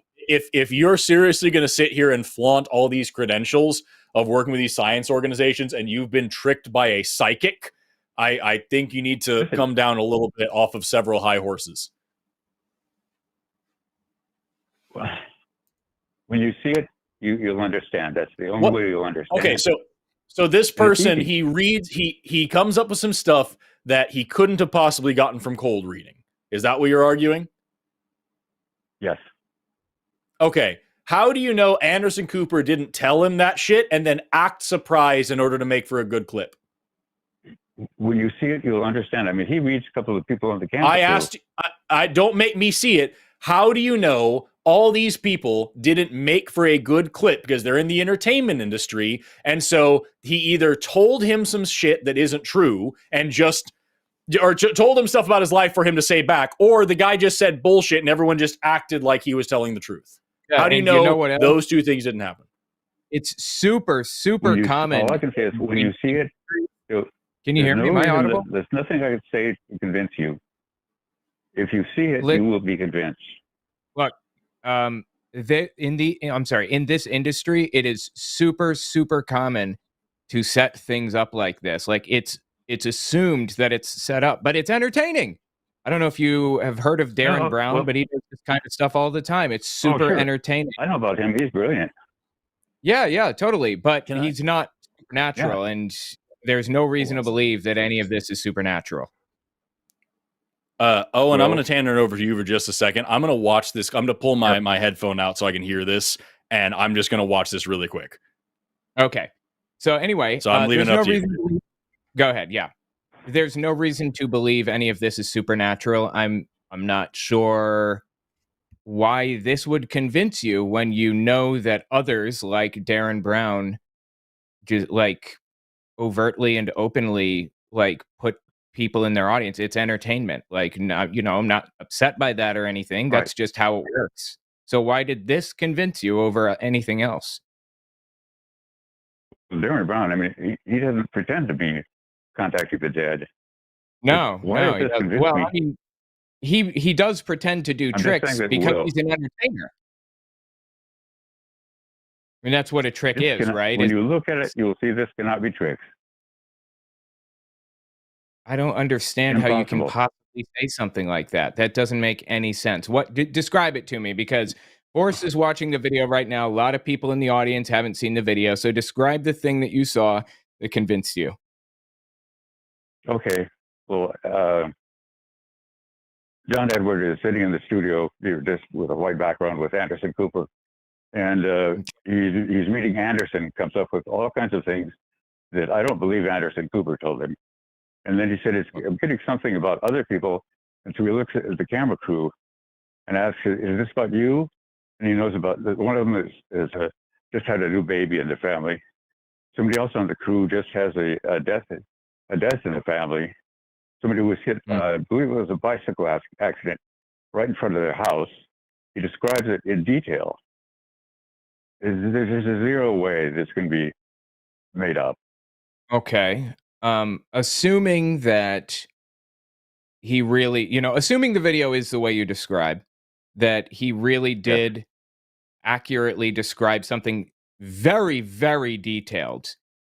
How you said earlier you believe that this is genuine. How do you know that it's genuine? I mean, this is enough to believe in God and alter your entire life from the ground up.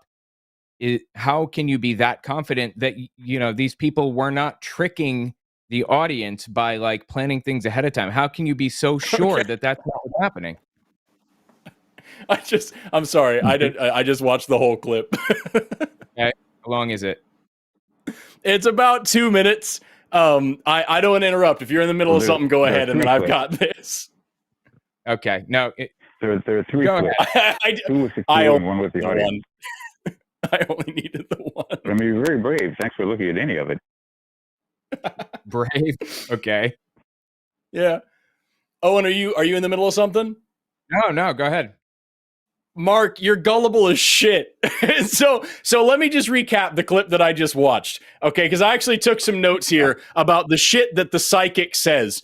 Okay, he's talking about Anderson Cooper's mom, I believe. Now, Anderson Cooper is an old person. He is not a young guy. He's got all white hair, and his mom is still alive. So what do you immediately know about his mom? You know that his mom's old as fuck, right? So he says, I'm seeing your mom has some health stuff going on. And Anderson Cooper's like, yeah, she's sick right now. And he says, yeah, I see she's not quite clear of mind. And he goes, yeah, she has Alzheimer's. So the thing if an old person's mom is alive, she's in poor health and she probably has dementia. That's not a fucking stretch. That's just a thing you should know.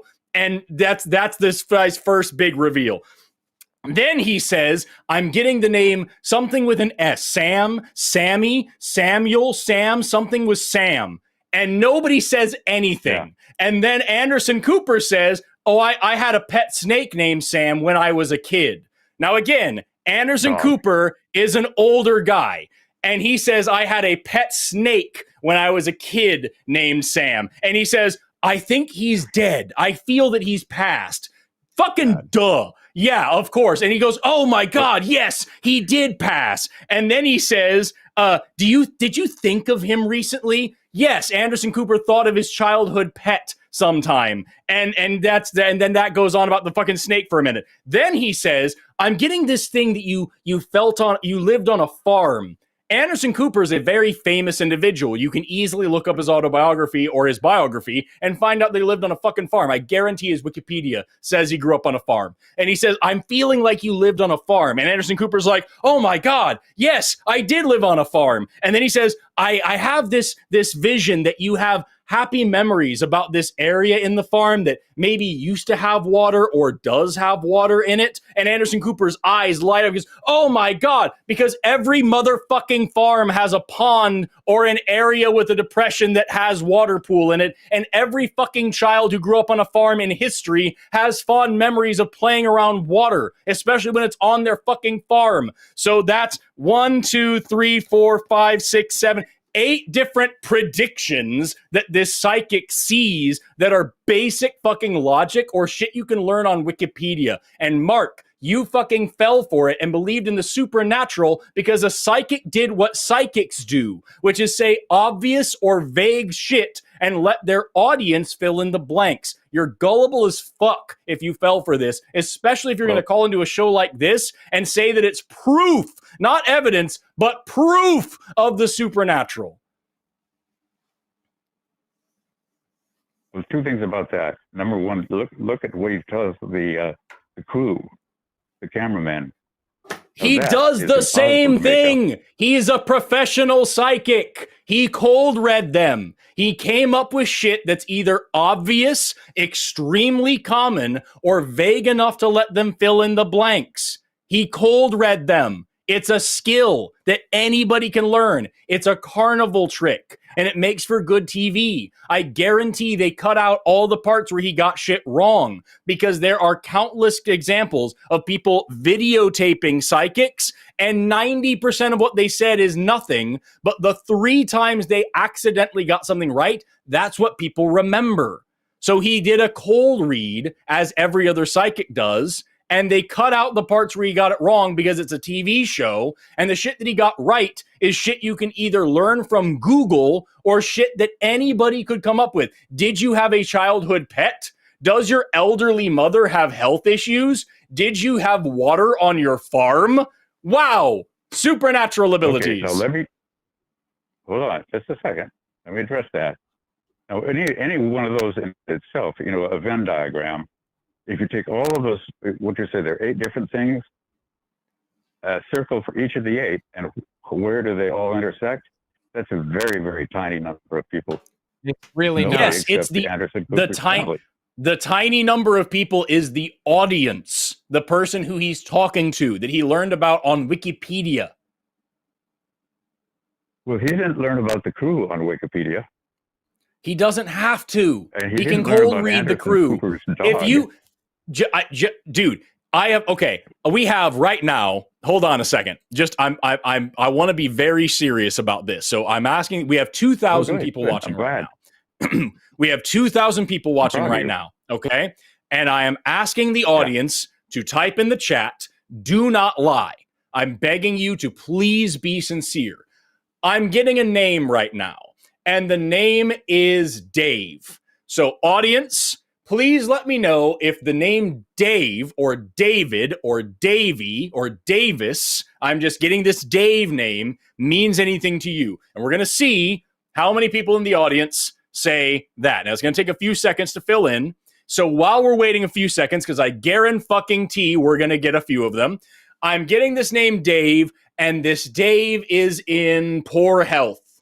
It's this Dave had a lot of health problems. He may be alive, he may be dead, but he has some health issues going on. We've got the audience pouring in right now. Lots of people saying that they know a Dave. They have an ex named Dave. They have an uncle named Dave. They have a cousin named Dave. Dave Warnock has come up a few times here. Oh, sure. So is Dave in poor health? Oh. That's the next thing. Dave's in poor health. So tell me in the chat if you know a Dave that's in poor health. And also, Dave wants to tell you about the dog.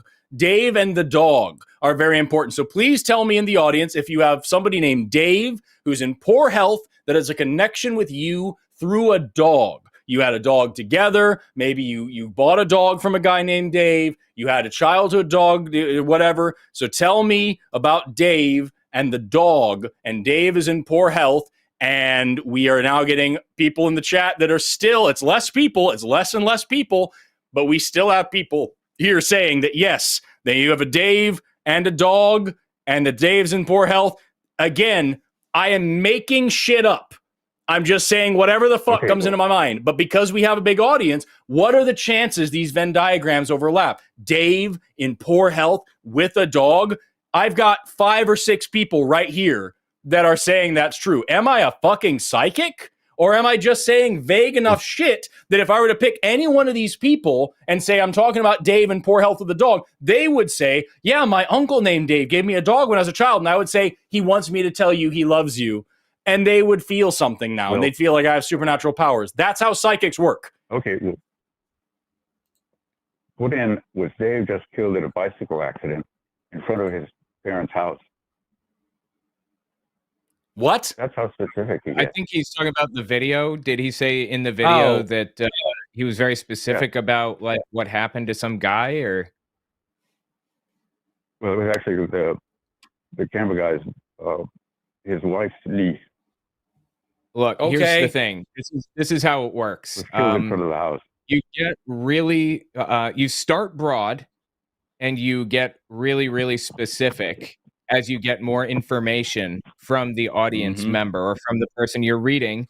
And everybody can come up with something. I went to my friend David's house. This is real. I went to my friend David's house and I pet his dog one time. And I remember, I have that memory. So there you go. It applies to me. It can literally apply to anybody. And you know what else? I've seen and been in bicycle accidents too. I'm sure I could make this, I could work this around to make it apply to me even. It's because when people hear things like this, they try to draw connections that just aren't there. And our pattern recognition software in our heads lets it happen. And if he said there was a bicycle accident and they said, actually, it was a scooter accident, he could just say, oh, I just saw the wheels and I just went with, scooter makes sense. Yeah. And the person would still believe it. This was the first thing he said, I can tell that someone's niece died in a bicycle accident, was hit by a car, and I think it was one of the cameramen? Or did he say a series of increasingly specific shit fed by the cameraman's reaction until he got to that point? And if your audience looks at all 3 of those clips, they'll see it. They will see a psychic behaving. When John Edward, my question again, when John Edward did he start by saying, I can tell one of the cameramen, one of their nieces, had a bicycle accident? Did he say that to start with or to end with? No. No is not an answer. Did he say it to start with or to end with? All these things just come in the middle. And they said, "Who's Claire?" And he says, "Oh, that's my other niece." I'm making it up, but that's what he says, in fact. And all these details all fit together. And they're not. So I'm going to ask you again, Mark. So I'm going to ask you again, Mark, the same question I asked you earlier. Yeah. How do you know that they didn't feed him that information before the shoot to make the shoot good, or pretend like the information was good to make the clip good? Because you can see the surprise on these guys' faces when he talks about a baby in the family. You know actors exist, right? These are not actors. These are cameramen. How do you know? Actors can pretend to be cameramen. There are people who have acted like cameramen before. I'm asking you, how do you know? Cooper does not have. Anderson Cooper is an entertainer. He's a journalist too. He does a bunch of stuff. This isn't journalism. This is an entertainment piece. How do you know he didn't either tell this guy facts about himself or pretend that what the guy was saying was real? How can you rule those possibilities out? Well, not only that. Okay, now hold on. Then he goes. No, you're going to answer that question before we move on. We're going to answer that question before we move on. You're going to answer that question before we move on. I'm answering that question. He also brings in their families, and the stories that doesn't answer the question. Straight from the heart. That doesn't answer the question. How can I tell? How do you know that he didn't get that information beforehand, or the people pretended like what he was saying was true? One or the other. Well, the people do not have those crew members. They would not have a Facebook that has all the information that Anderson or that John Edward gets to. I'm sorry. What did you say? Probably. I mean, things about suicide attempt. I mean, what is more likely, John? Mark, pardon me. What is more likely, Mark? Is it more likely that a camera guy posted some intimate information on Facebook, or is it more likely that somebody has magical mind reading powers? It's more logical that John Edward is what he says he is. He's been doing it for 30 years. No, it is not. Mark, you are gullible as fuck, and I mean this sincerely. I super fucking hope you never go to see a psychic because they will take advantage of you. That's what they do. They are vultures, and they prey upon people like you who are willing to believe them when they just fucking say dumb shit, and you are willing to say that it's more reasonable, it's more logical that somebody has magic powers than that either somebody lied or told them something to make good TV, or that they just did the same carnival trick that every other fucking psychic in history does. Either they are lying, or they told him this beforehand, or he's a good performer, which is probably how he got on TV. Any one of those three things is more likely and more logical than this guy having magic fucking powers. Mark, you are incredibly gullible and you need to work on it. Let me address that, please. I do not believe that he brings the cameramen, all of their families, into the audience and talks to all of them. I just do not believe that the whole thing with all the family members was arranged. Did you say believe? Does the name, too much from the heart. Does the name Kimberly mean anything to you, Mark? Does the name Kimberly mean anything to you? No. No. Okay, that's what Matt asked me. I knew somebody when I was little that was named Kimberly. Oh shit! Well, that's my psychic powers was picking up from Owen instead of from you. Yeah, it was leaking over, right? Yeah. Well, Matt. Just to go back to the Venn diagram, when you get 10 circles that all line up, the intersection of all those circles is almost nothing. He gets very particular, and he comes with the way that cold reading is, and it's obvious he's not doing it. The Venn diagram thing, that's how this whole system works. As Forrest said earlier, the audience is the Venn diagram. You say something super broad and you narrow it down to 15 people out of 100. And then you say something else, and 3 of those people speak up and say, yeah, that's me too. Wow, you've gotten 2 things correct so far. And then you say something slightly less or you say something broad again, and maybe 2 or maybe all 3 of them raise their hand and say, yes, that all applies to me. That's how cold reading works. Well, you should really read about cold reading. It's super interesting. It's a skill. I know you can develop. I know all about that. And how'd you fall for that? Not. See, he would hold on. How did you fall for someone doing cold reading? I didn't. You did. Okay, let me make one point here. John Edward, he does not change what he's seeing. He doesn't change. It wasn't a bicycle; it was a scooter. None of that. There's one reading that he does with Dr. Phil's audience, where he says, "I keep saying this SK named Scott," and something like that. And at the end, everybody saying, "No." He goes back to, "No, I really see this SK thing." And at the very end, they say, "Oh, one of the women who was murdered was pregnant," and they'd already named the child, and it was Skylar. Oh, hey, just really quick, Mark. Do you think? I'm just going to ask you the same question I asked you different just a minute ago. This guy goes on all these shows, right?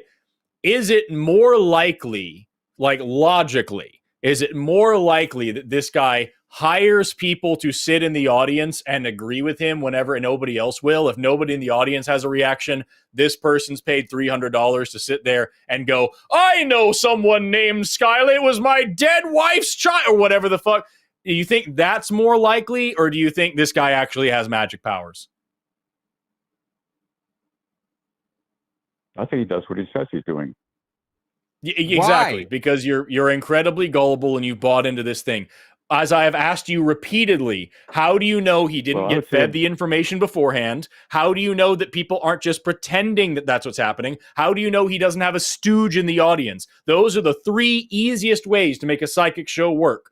And you are more willing to believe that a guy has fucking magic powers than that he does the exact same thing that every other psychic in history has ever done. There have been millions of professional psychics all throughout history. Some of them have been on the news. Some of them have had their own TV shows. Some of them have been aiding in the police investigations, all this, and they all do the same things. They do cold reading. They get the information beforehand. People pretend like they're telling the truth when they're not, and they buy stooges. And this guy could be doing any of those 4 things, but you are going to say, no, it is more logical that he actually has fucking magic powers. Mark, you are gullible, and you have fallen for a fucking parlor trick.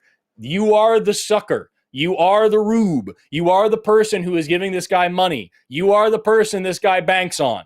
You are the person who is so desperate to believe in something magical that you're willing to set aside your critical thinking and the same kind of logic and credulity that you would apply to anything else. And it sucks. Well, hold on, please. And it's such a straightforward trick, too. It's such a simple trick. It's so easy. I did it in front of you. Okay, here's two things.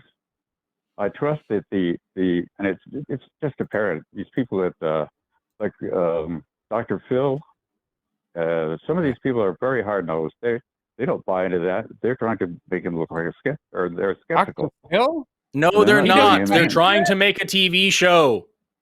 They're on TV. They want views. The people who watch those shows are not often critical thinkers. They're just average people. They're broadcasting to the masses, and they want to give them hope and magic to hatch onto. That's all it is. It's a TV show.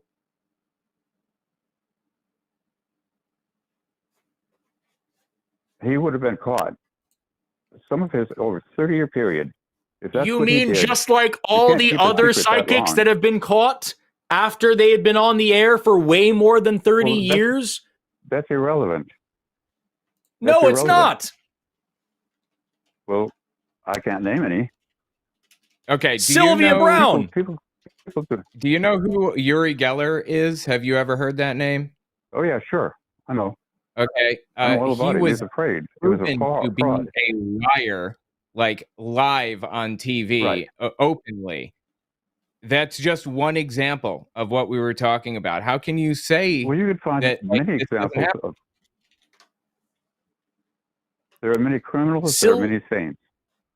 Sylvia Brown had a TV show where she did psychic readings for almost 2 decades, almost 20 years of not even her going on to other shows, her own personal show.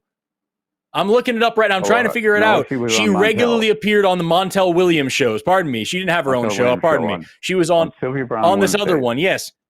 And she was on every week for almost 20 years until she finally was. I don't even think she was ever caught. People knew she was bullshit, but I think she just retired. Well, she was clever. Everybody knows this nonsense. She said, well, you know, I lost this piece of jewelry. Well, it's way in the back of the drawer. It would never be something that they could discover right at the moment. It had to be, well, you'll find it later. It was always, you know, you'll find out this is true later. I guarantee she did not build her entire career on shit that people couldn't verify in the moment. She was a cold reader. She did the same things that everybody else did.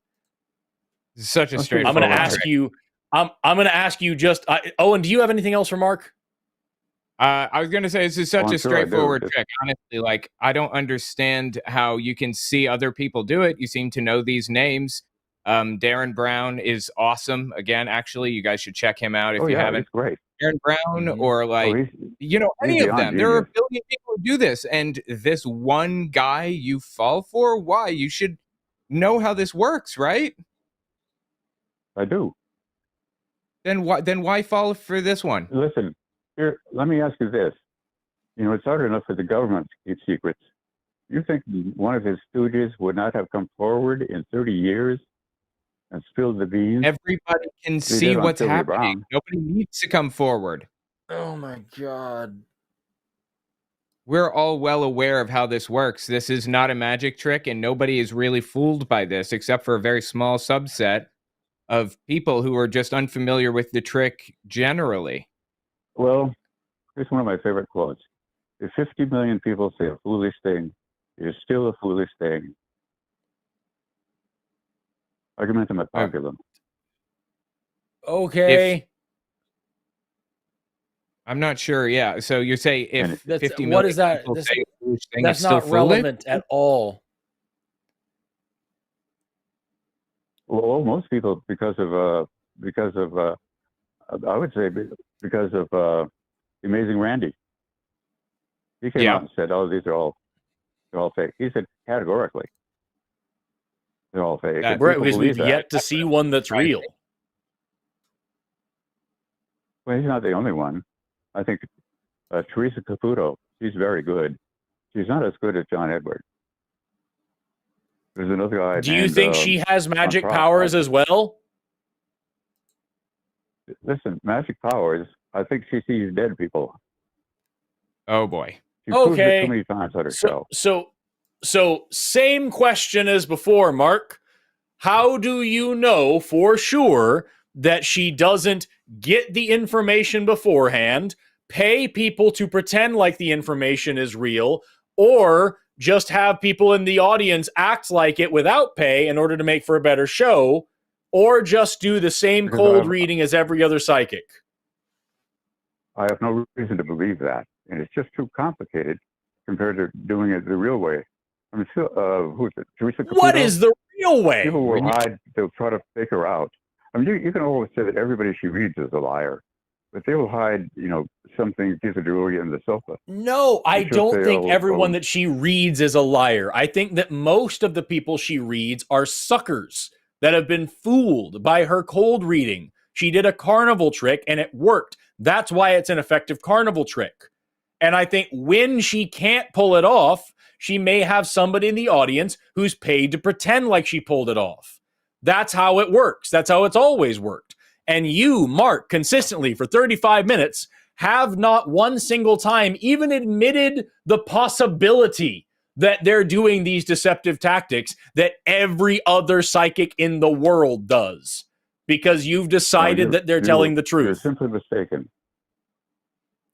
Okay, how do you know for sure that this guy and this lady that you're talking about aren't cold reading, using stooges, or getting the information beforehand? I've seen them over time. It's just I'm asking again until you. I'm going to, Owen, unless you have something else, I'm going to ask this question until we either get an answer or die. What do you think? How do you know for sure? How have you ruled out the possibility that they are not cold reading, stooging, or getting the answers beforehand? They have too much, which would be hot reading, over too long a period of time. Okay, you've seen them be successful. In order to get that success, how do you know that they are not actually getting that success by cold reading, hot reading, or stooging? They do too many people. It would just be unmanageable. So they do all these different people, that is right? Too particular. Yes, they get very particular information, which you can get from cold reading, hot reading, or stooging. So how do you know that they're not doing those three things? No, I disagree. Not particular information. It's very specific. Okay, you can get very specific information from hot reading or stooging. So how do you know they're not doing those two things? Because they would have been over time. I don't believe that you can keep a secret.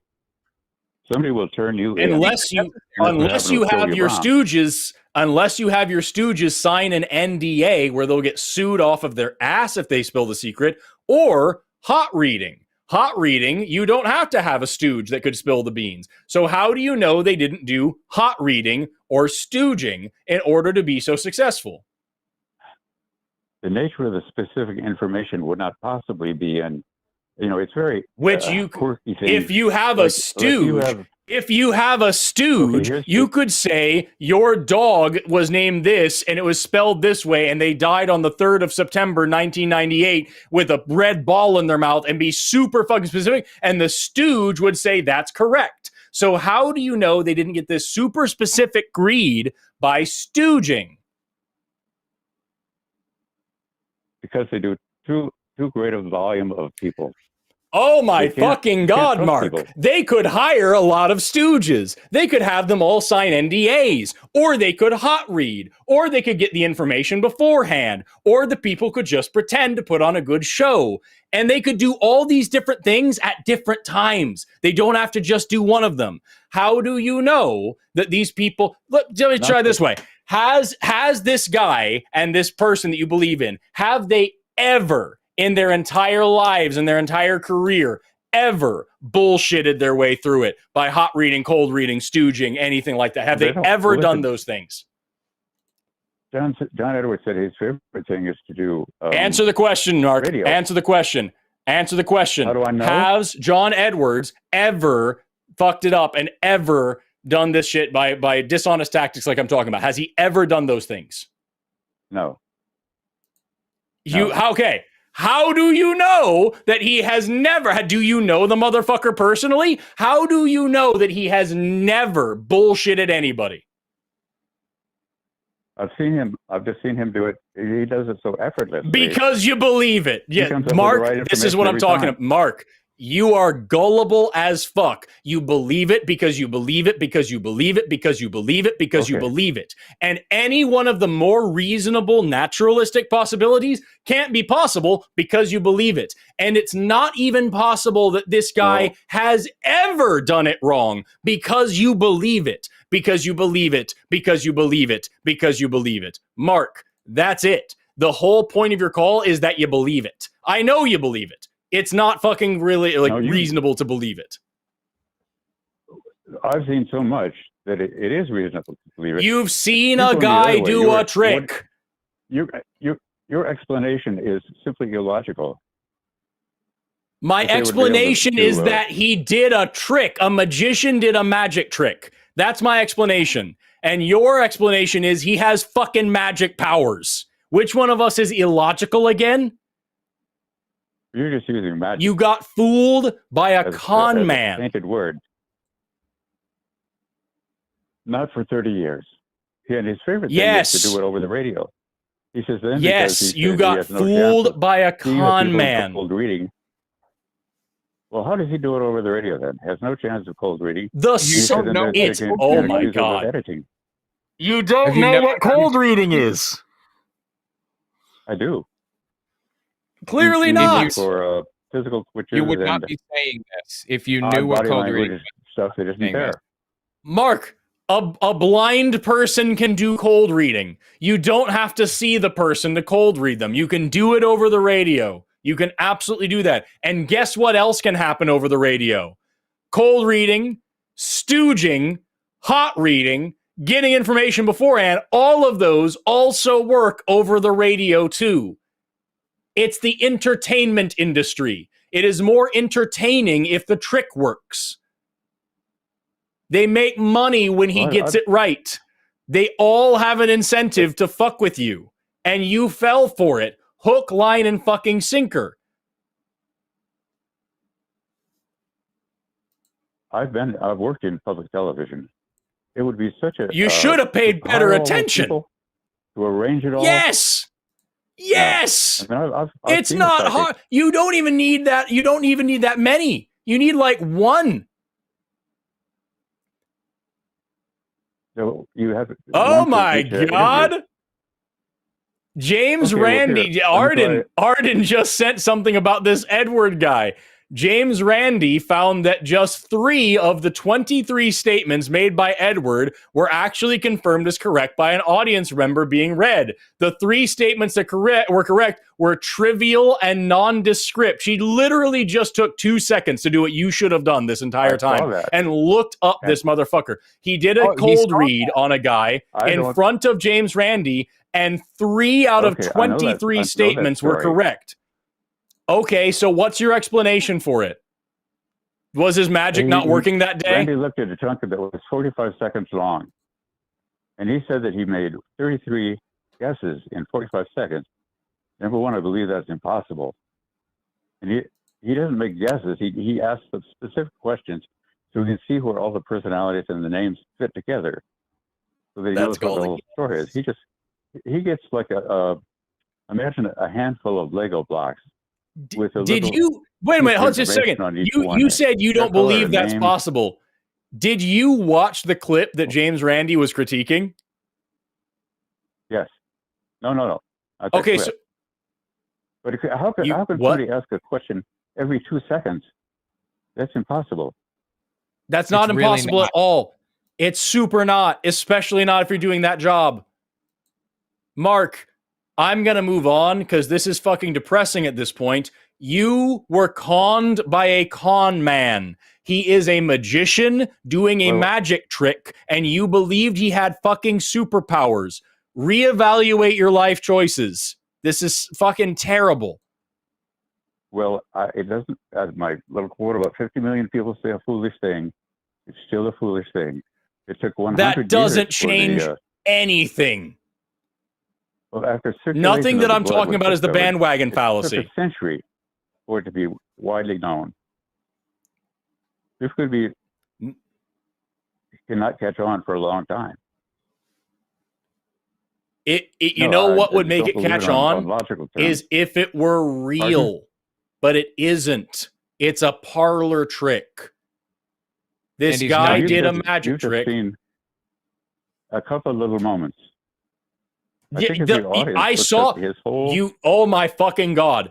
I saw the couple little moments that you told me were the best evidence for this guy. And they were so fucking laughably, obviously bullshit that we were able to tear them apart in less time than it took me to watch the fucking clip. The third one is to look at him and his family, their families. I'm not going to do it, man, because he's a con man doing a con job. I don't want... If I go to a Penn and Teller show, I see things I can't imagine to be real, but they're fucking not magic. They're just an amazing trick. And that's how these things work. He's a professional magician. At this point, Mark, I'm going to get fucking PETA called on this show because I'm beating this dead horse for so long. We're going to move on. This is fucking depressing. You need to think about what you're saying. We're going to move on. This sucks. You're gullible as fuck and you need to work on it. You're going to be taken advantage of. I'm not listening to your final point. This isn't your show. Mark, in 46 fucking minutes, you have not been able to even entertain the idea that this person is lying to you. You literally said it's not possible that he has ever fucking lied to you. That is crazy thinking. You need to get out of that shit. You're going to be taken advantage of by vultures. You need to be aware of this. This is not safe for you or your loved ones. Holy fuck. Owen, do you have anything else for Mark? I'm so fucking done. I think that's it. Yeah, Mark, you say you know cold reading, but you apparently don't. And I want you to look into how this works and look at other examples of people cold reading. You can do it. Learn the skill. And then come back to us and let us know how you feel about it after that. Because it's just so, there doesn't need to be an NDA to hide information because it's such a straightforward trick. Nobody even needs to hide any of this stuff or whatever. Everybody knows that it's ridiculous. And the shit thing is, if one of these fucking stooges came out and said, I lied about it, Mark wouldn't believe them. His Mark's already bought in. Mark, you literally fucking said it's not possible that this dude has ever bullshitted you. It's so fucking insane. We're moving on. Please think about the things you believe, Mark. Oh my glob. Hey, if you're out there watching this stuff, don't fall for psychics. Don't fall for psychics. They literally make a job. They make a living doing this and then telling you that magic is real. And they count on you to just not think about what they're saying or doing long enough to give them money or views. Views are money. So if you tune in and watch them, money. So like that's the business model. Oh my glob. We've got 3 people left on the line. 2 atheists and 1 theist. We'll start with Daniel, our theist, pronouns he, him, calling in from undulating kangaroos, who wants to talk about the transcendental argument. Daniel, you've been waiting for like an hour and a half. You're on the line with Forrest and Owen. How are you doing today? I'm good. How are you? Having a great day. Doing well. Yeah. Thank you. I just want to...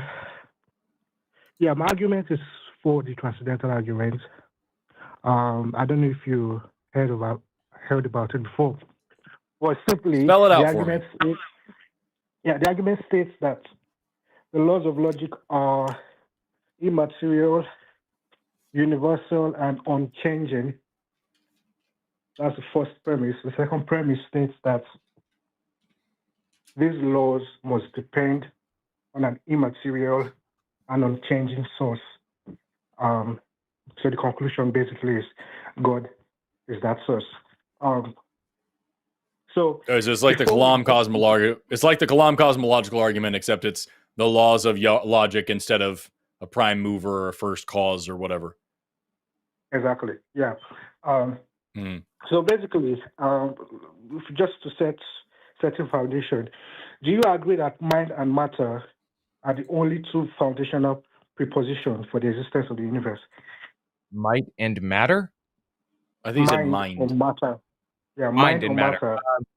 Yeah. Do I agree that mind and matter are the only things in the universe? Yeah, I don't think we have any way of knowing that exactly. I'm not sure what you mean by that anyway, so no. I'm going to categorically say no. I don't believe that. It's matter and energy.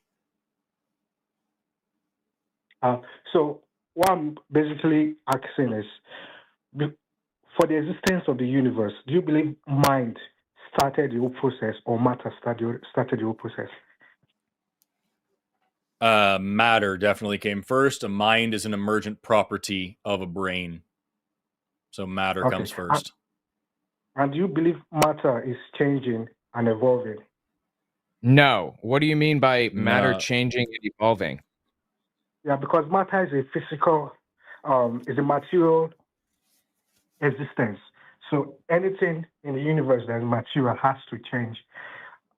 No, not really. I mean, there's entropy where it goes from a state of order to a state of disorder. That's not like really evolution. Certainly not in the context that you're using it. Yeah, I would say that like you very quickly get into like a really pedantic thing here where like stuff made of matter is changing and whatnot, but matter itself at a fundamental level, no, it can't be created or destroyed. It just kind of is. It changes forms, but not always. If you get down to subatomic particles, like every single electron is fundamentally identical to every other single electron. They are the same thing. So like, no, I don't buy that either. Okay. You said something interesting that matter can neither be created or destroyed, but changes forms. Yes, correct. That comes obviously from the law of conservation of mass. That matter cannot be created or destroyed, but can be transformed. And that's my argument, basically, that matter has a transformative property, basically. Okay. So, example, burning wood turns to ash, ice turns to water. So it changes forms. It never stays the same. Matter never stays the same. It has these transformative properties. And the argument is, if these laws of logic are non-changing, so 1 + 1 will always be 2. 2 + 2 will always be 4. So how does matter account for these laws of logic? I'm not sure I understand. I mean, 1 + 1 is 2. That's a construct that humans created. I'm not sure how that relates to or connects with anything else that you said. What do you mean? So you said 1 + 1 is 2 is something that the human mind constructed. So if there was no humans on the earth, 1 plus 1 would always be 2, right? Math is a construct created by humans. I mean, it's a set of logical conclusions that we come to, but yeah, it is hotly debated whether math is discovered or invented, whether it's something that is a construct created by humans, or if it is actually fundamental to the universe that we are finding out. That is a hotly debated topic in math and physics. I am of the mind that it is discovered, but I can't be sure about that. I am not even close to qualified to actually have a serious discussion about it. 1 plus 1 is 2, and that's true all the time, no matter what. We discovered that, but we put words to it to understand what that in that sense, it's a social construct. So I'm cool with that. Yeah. Before humans existed, math existed, but I'm not sure what that means to. I mean, how is that connected? So basically, 1 plus 1 is called to the way we describe it. That's semantics. So we have the ontology, we have epistemology, then we have semantics. Ontology is just the state of being. Then epistemology is how we describe the state of being. Then how we know the state of being, rather. Then semantics is how we describe it. So my argument is, without semantics, if there was no one in the universe, the laws of logic will still exist. So the laws of logic exist independent of the mind. And this is my argument. Non-changing properties cannot emerge from changing systems. So if we believe that how do you know? Yeah, non-changing properties can't emerge from changing systems. Is that what you said? I'm trying to understand. Yes. Yeah. I don't. What does that mean? I'm lost. So let's say wood, for example. Yeah, I'm going to give an example. I also just want to throw out there, just to be clear, I also want to throw out there that the same debate about whether math is invented or discovered also applies to logic. Whether logic is invented or discovered is also kind of a debated thing. So, like, I just want to acknowledge the fact that we are starting from your premise that the laws of logic are this fundamental thing, when that is actually hotly debated. And it may be that there are better laws of logic that we don't know yet, as there were before we developed these laws of logic. But we're just going with it just to get to the fucking point. I'm just putting that out there so everybody knows we're on the same page. Okay. Okay. Yeah. So I was going to give an example. So wood, we've got wood, for example. One of the properties of wood, basically, is wood can degrade, right? Do you agree with that? Yeah. One of the properties properties of wood, okay? It can degrade or decay, I assume you mean? Yeah. So basically, those properties emerge because of the substance wood. Wood is a material substance. And because it's material, it's prone to decay. So the properties of wood must correlate with the existence of wood. That makes sense. Or the substance of wood, since it's a material. So wood has to decay. So if we have things like matter being the the starting point of everything, but yet we have things in the universe such as logic that is unchanging and that is immaterial and universal. So my basic question is, how can matter basically account for the unchanging properties of logic? Because logic isn't made of matter. I agree, logic isn't made of matter.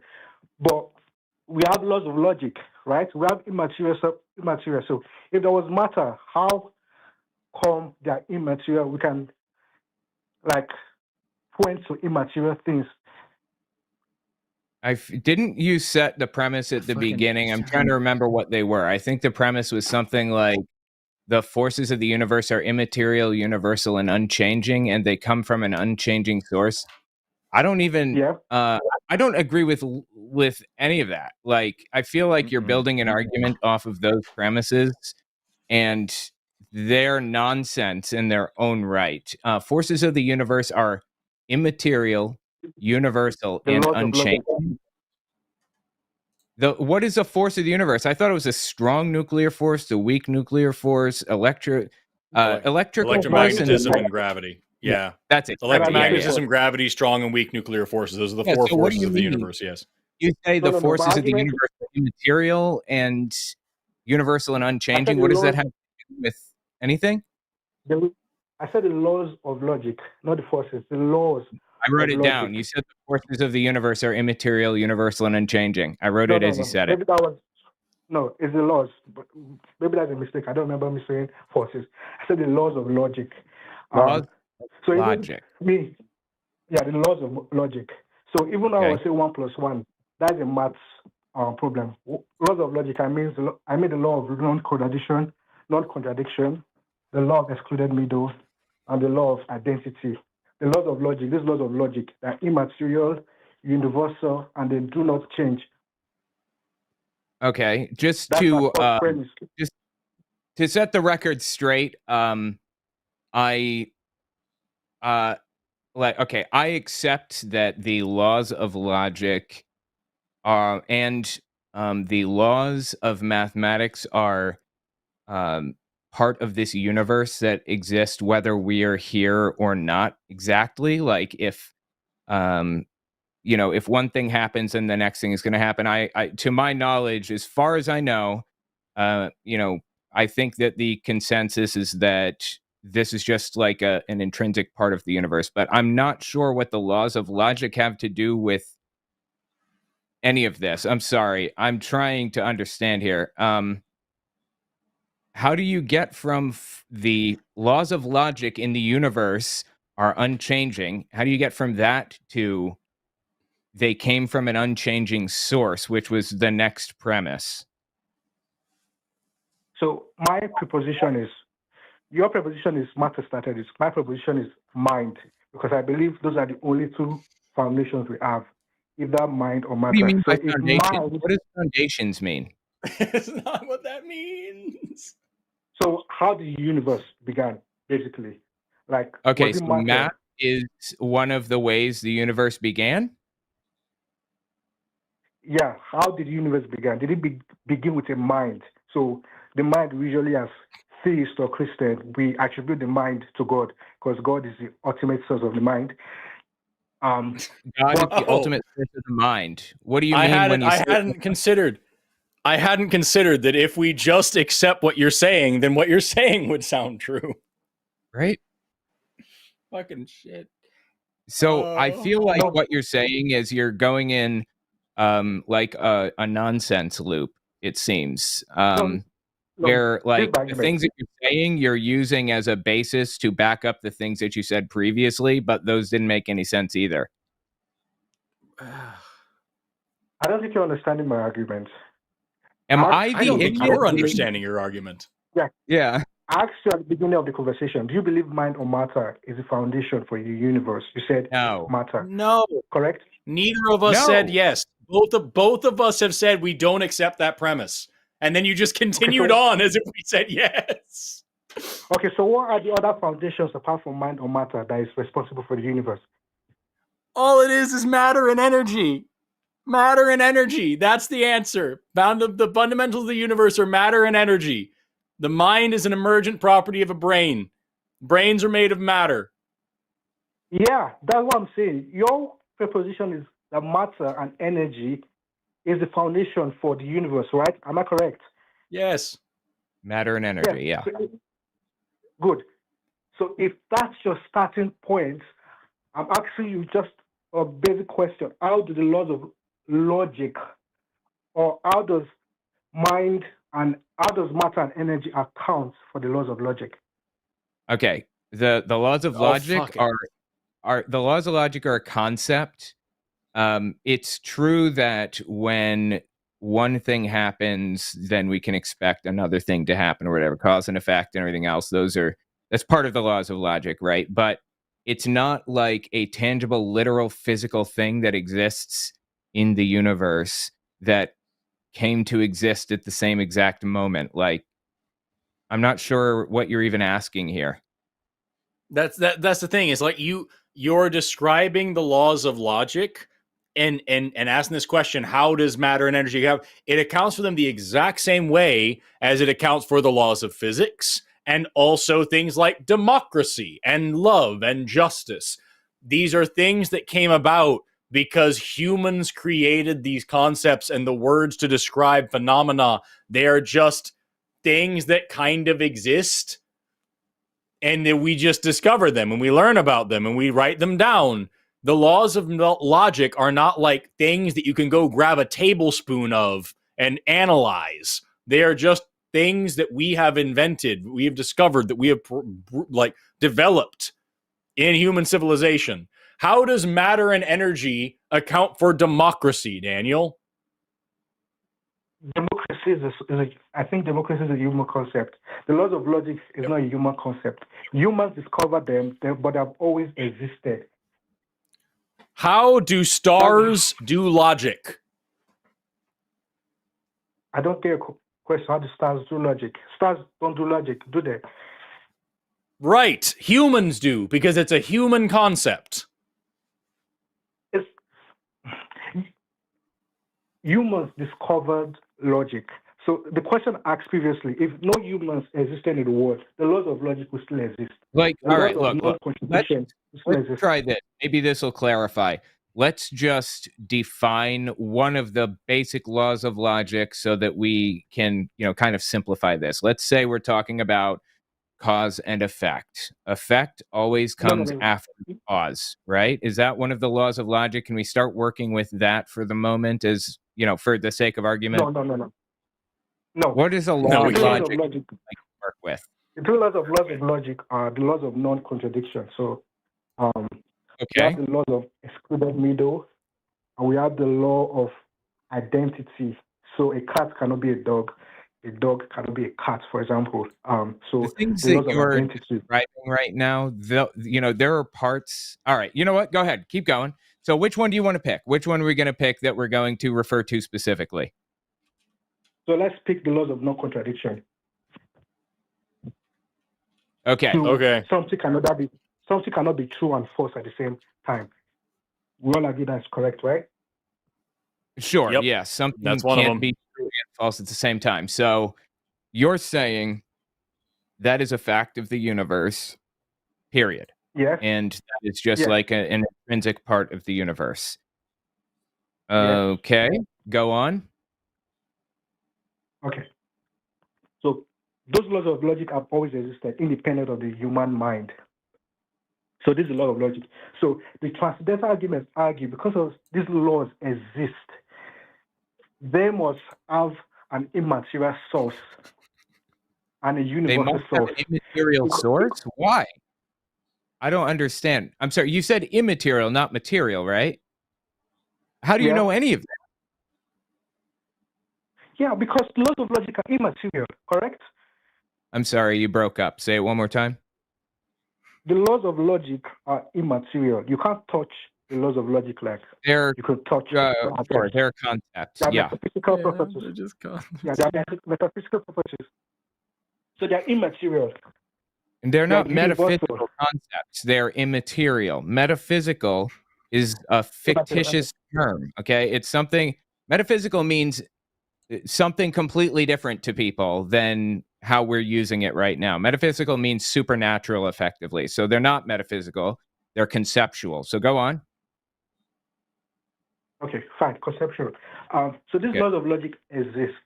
Now, if we have matter and energy as the foundation of the universe, opposed to having mind, which is immaterial, because the mind is immaterial, but we have matter and energy as material sources. So if life began from matter and energy, there will not be this constant and universal laws in the universe. Yes, because there would.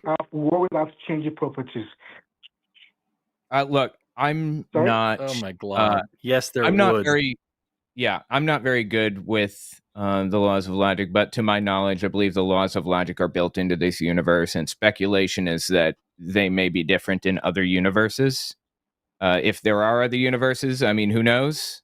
But I'm still not sure how we really arrive at there is a physical, or there must be a creator for the laws of logic to have existed. Like, maybe the laws of logic are just intrinsic in this realm, and and maybe another universe has different laws of logic. I mean, there are universal constants that exist that if they were a little bit different, then things would be completely drastically different in the universe. I don't understand how the laws of logic play into this. There are all kinds of things that could be different that aren't. I don't think you're getting my point. No, I don't think so. I'm sorry. I'm not trying to be a jerk, but I'm just giggling at the fact that we have 2,000 people watching us, 3 people sitting here being like, well, things that aren't can't be, but things could be what they aren't if they were. No, this is that's what the conversation is. Because fucking shit, dude. Like like, you want to talk about logic, how about like validity and soundness? Because like, in order for an argument to like make sense, it must be valid and sound. And like, I feel like we've lost that. I feel like we were not in the valid section, and we're definitely not in the sound section. And we're just saying things, and we haven't actually like addressed any of like the actual point here, which is just that the laws of logic were developed by humans. They weren't always around. They're things that we discovered. You're pointing to them as if they are fundamental properties of the universe, which they're not, but I guess you could spin them as that. But then why not just say the laws of physics? Either way, you're fundamentally going down to this like Kalam cosmological argument style shit of like, the universe is the way that it is, and that means some fucking guy made it that way. And I wish we could just get to the point of that, rather than sitting here and talking about the fucking properties of wood and whether or not humans discovered or invented whatever. Like, the point you are making, Daniel, is the fine-tuning argument in different clothes. The universe is the way that it is, and therefore some fucking guy made it that way. That's the point, right? Can we just get to that rather than doing whatever the fuck we're doing right now? No, I think that's a straw man of my argument. This is a straw man of my argument. How? It is a straw man of my argument. I asked you a question. You've not answered me. I asked you a simple question. How do matter and energy account for these laws? We pointed to one law. I did answer that. Which was the law of no contradiction. And we all agreed if there was no human on Earth, the laws of contradiction would still apply to the universe. Now, if matter is the origination point of the universe, if matter began all things, there would not Hang be... on, I'm sorry. 1 second. Just a second here. One second. You said the laws of non-contradiction would exist whether humans were here or not. This making a statement...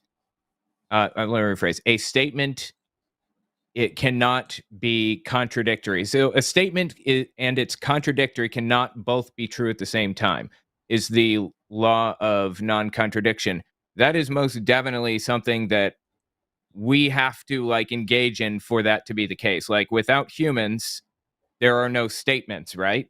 So it wouldn't exist or be the case unless we were here, because that's a concept. Yeah, it doesn't just apply to statements. It applies to all things. Something cannot be true and untrue at the same time. So this statement is false.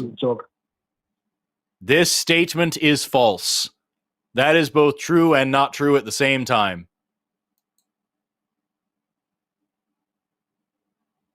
So what are we doing? The point is, the thing you just said as a fundamental law of the universe isn't real. That's what I was saying earlier when I said about we should be talking about whether something is valid and sound. And what you're saying here is neither valid nor sound. If we're talking about logic, we should maybe be using it, and we're not. And the whole point is that your entire argument is, here's this thing about the universe that I can't imagine being any other way. Fill in the blanks. God. And there's no reason to have this discussion like the way we're having it. We could just get to where you're trying to go, and we're just not. And it's been 24 minutes of sitting here and fucking smelling our own farts about what logic is and isn't, and what wood is. And I don't get the point of the call. I don't understand what we're doing at this moment. Yeah, I'm on the struggle bus. Help us out. Basically, can you tell me? Let me ask a question. I'll ask you this, and maybe we can. Can you tell me? Let me verify to understand my argument. Can I verify to understand my argument? How is your argument different from the laws of logic exist and God must have created them since they exist? How is your argument different from that? Is that the argument? No, that's what I said, and then you said it was a straw man. I said no, that's not my argument. If the laws of logic is an emergent property of matter, then the laws of logic would change or would be changing. So the laws of logic would not be constant. I'm not sure I fully understand like what this has to do with anything. The laws of logic have changed as they have been developed over time. Logician is still a career. People can still study logic and develop new concepts in it. So yes, it is still an active area of research that is being developed at this moment. And you can argue it's being discovered in this moment, and that's fine. You're just part of that camp then, and you have just as much evidence as me saying it's being discovered, which is shit, fucking jack shit. The point is, at the end of the day, these things exist because humans thought them up and wrote them down, and they have changed over time according to that. What are we doing? Just get to the point. Why? I answer Owen's question, by the way. Owen asked you a very good question, and you completely glossed over it. I said a minute ago that your argument is that the laws of logic exist, therefore God. And you said that was a straw man. Owen's question to you was, how is your argument different than that? How is what you're saying different than the laws of logic are this fundamental part of nature, and so God must have made them? What are you saying that isn't that? What I'm saying is the laws of logic are an emergent property of a mind, an objective mind. So if you and that objective mind is God, right? Yeah, but you were making the argument seem like I'm giving God of the gap argument. Like, no, I'm not. But I'm saying that's not what I said at all. I said exactly what you just said. The laws of logic are this fundamental thing in the universe, and God is required to have created them. That's your argument. Yes. Yes, that's my argument. Okay, fine. Okay. That's my argument. That's your fine-tuning argument. How do you know? That is the fucking fine-tuning argument, which is what I said, and you said it was a straw man. How do you know some other fucking thing? How do you know some other fucking thing didn't make it that isn't God?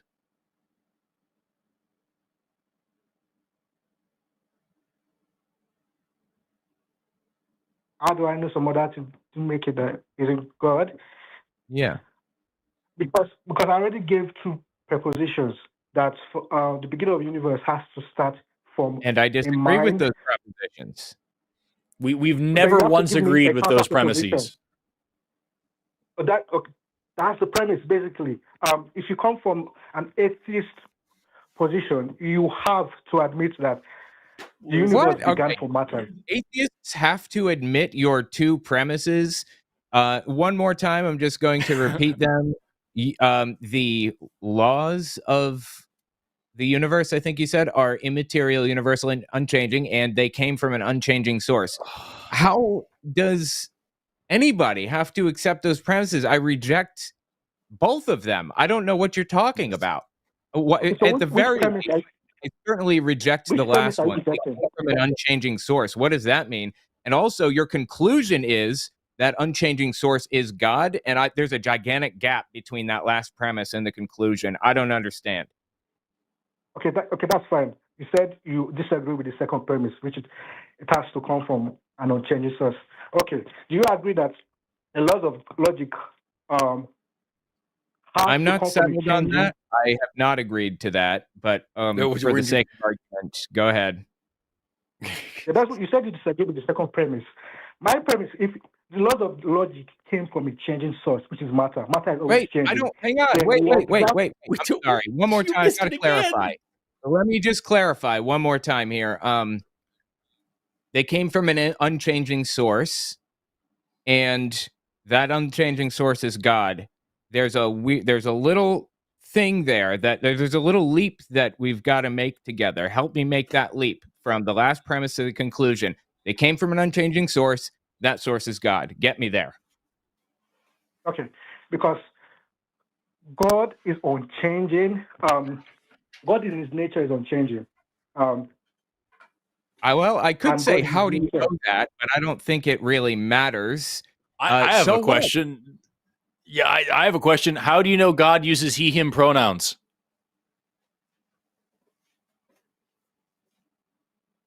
How do I know if he uses him or he pronouns?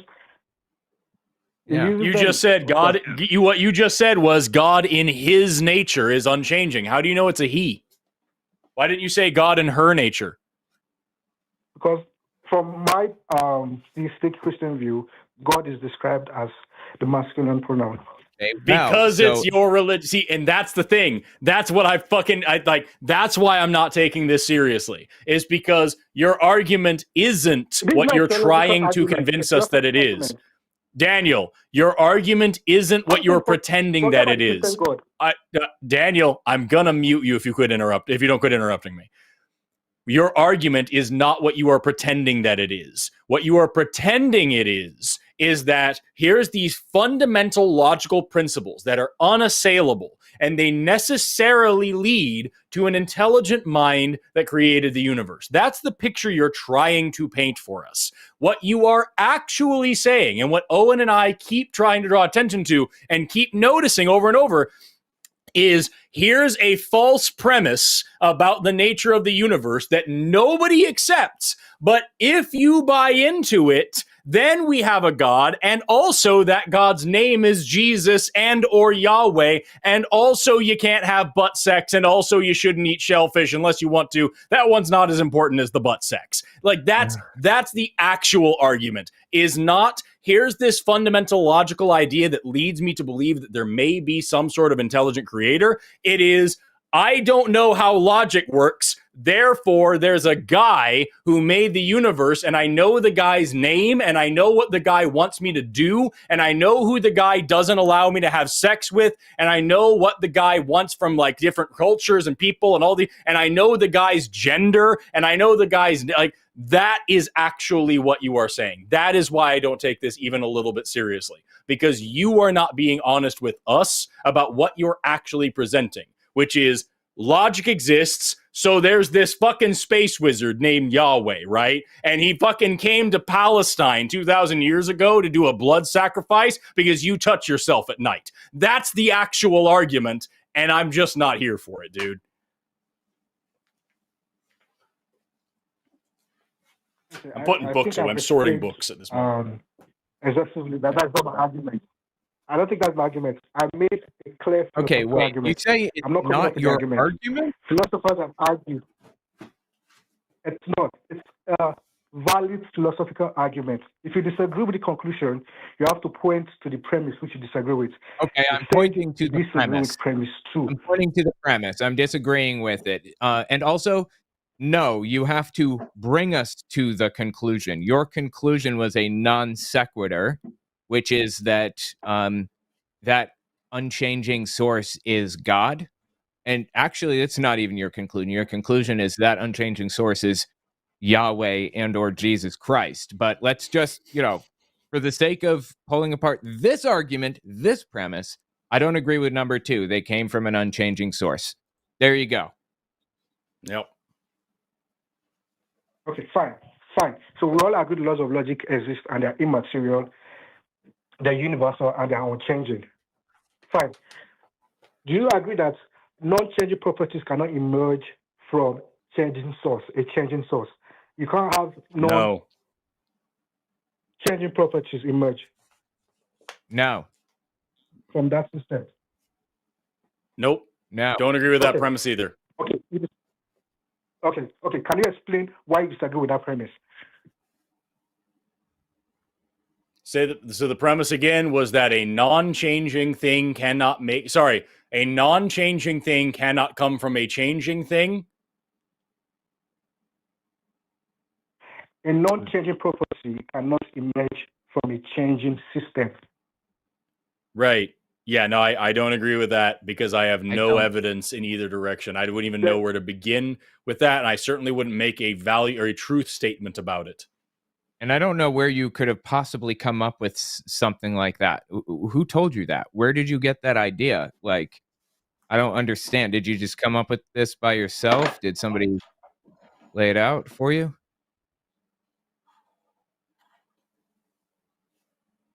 No, this idea? No. Mm-hmm. No. So atoms, they move, they decay, they bond, and they break. We see stars, they explode. We see planets form. We see cells die. Yes. These are properties of the material world. Yeah. Do you agree with me? So even at the quantum level, the material world, I mean, there are things that take place. Yes, but what we can all agree in is all material substance that exist in time, they change. They are constantly in a state of flux. All material things in time change. I don't know about that, but yeah, okay, whatever. I'll say sure, just for the sake of it, sure. Fine, yeah. Then we agree with that.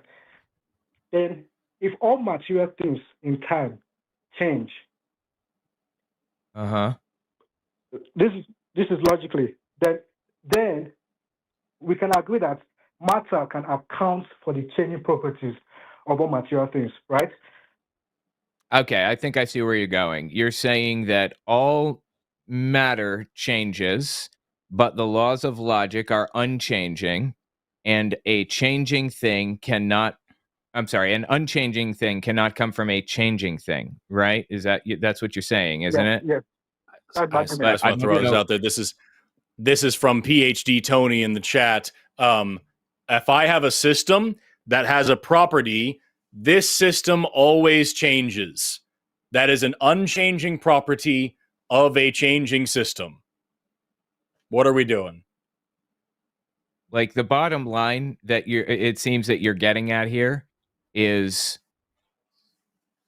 you are proposing to me that an unchanging property cannot emerge from a changing system, but I don't know how you got there. I have no idea why you think that or whatever. So help me out here. This is premise number one. What's your number two? It's giving the same thing as when people say that nothing can't create something. You're just saying words. It doesn't actually have any real meaning to it, and it's not a solid premise to start an argument about, especially not something as intense as an arguing for not just any god, but the genocidal slave god. That god specifically. Yeah, and where did you even get it anyway? Like, who told you this? Because this doesn't have any connection to reality or logic in any way, shape, or form, especially premise number two. They came from an unchanging source. There's no connection to reality, nothing. Did somebody just like invent this and then you repeated it, or did you? I don't know. No. You just made a statement because what you said, you disagreed with premise two. But maybe I'm not getting it, or I've not actually heard your disagreement with it. But you said there were changing properties. The changing properties are changing. Basically, that was the argument, right? From the chat. That was what you read from the chat. I'm sorry. What was the thing? What did Tony say? Gummy pickles. Tony's thing was, if I make a system with the rule, this system always changes, that is an unchanging property of a changing system. My wife bought me these gummy pickles. They're gummy liquid flavored pickle poppers. They sound disgusting, and I'm going to try one right now. Like pickle? Or I've never tried one before. I have no idea. I just opened this up. They've been sitting here on my desk all week as I get the courage to pop one open. Okay, I know some people might want some of that. Anyway, tell me if it tastes like pickle. If it does, I got to get some. Oh, does it taste like? Oh, you're still opening. Okay, I'm trying. It's a nightmare to open. So there are properties within the system that are unchanging, but the system itself is changing, or that is something that exists. Properties are unchanging, but the thing changes. Wood changes states, and it all kinds of different things. Wood changes all the time, but the property that it will burn can be stationary or can be permanent. It doesn't have to change necessarily that wood burns. Right?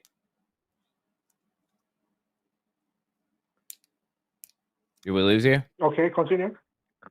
Yeah, I'm here. Yeah, that's the thing. Like, we can have a system that changes, and in that system, we can have properties that do not change. So that invalidates premise number one.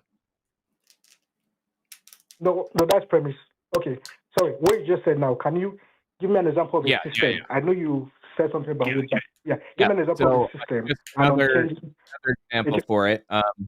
Wood, for example, would be a system in this framework, and wood has the property that it burns. Wood can change states, change whatever, but it can also still maintain that burning property. That's an example of a property staying the same while a system changes. That invalidates premise one. Is it pickle flavored? Sorry. Yeah, but first. Oh. Is it? What is it? Is it pickle flavor or? I don't know how to describe it. It's gummy, but it's like that opaque gummy, you know? Yeah. And it's not pickly, but it's got some dill in there. Okay. It's not sweet. It's not sour. It's definitely sweet, and it's got goo in it. And it's not good. You don't want to eat it. But like, all right, I'll avoid it. What a bizarre. I'm having more fun with this than repeating the same three premises 1,000 times. Back to the premises. We have thoroughly debunked and invalidated or refuted, I guess. We've thoroughly refuted premise number one and number two, and pointed out that conclusion is a non sequitur. It does not logically follow from either of the premises anyway. I'm not sure what else. I mean, do you have another premise you want to stick in there that might bring it all together? I don't know.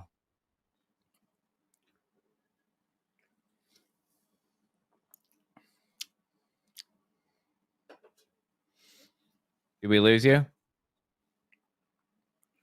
If your phone fell asleep, we can't hear you. You need to tap your phone and wake it up. This is peak content. I know, right? Well, anyway, I get maybe we lost Daniel, but yeah, it says he's still on the line, but like, man, I don't know. Yeah, it's been 41 minutes, and we have not gotten past literally the first premise that Daniel laid down. And we've spent the entire 41 minutes trying to avoid the fact that Daniel inevitably lands on the slave god of the Bible is the only one that's real. And I just don't. For some reason, every time we try to point out how ridiculous that is, that we land on that god, we keep getting pulled back to premises one or two. But you have to understand the laws of logic are things.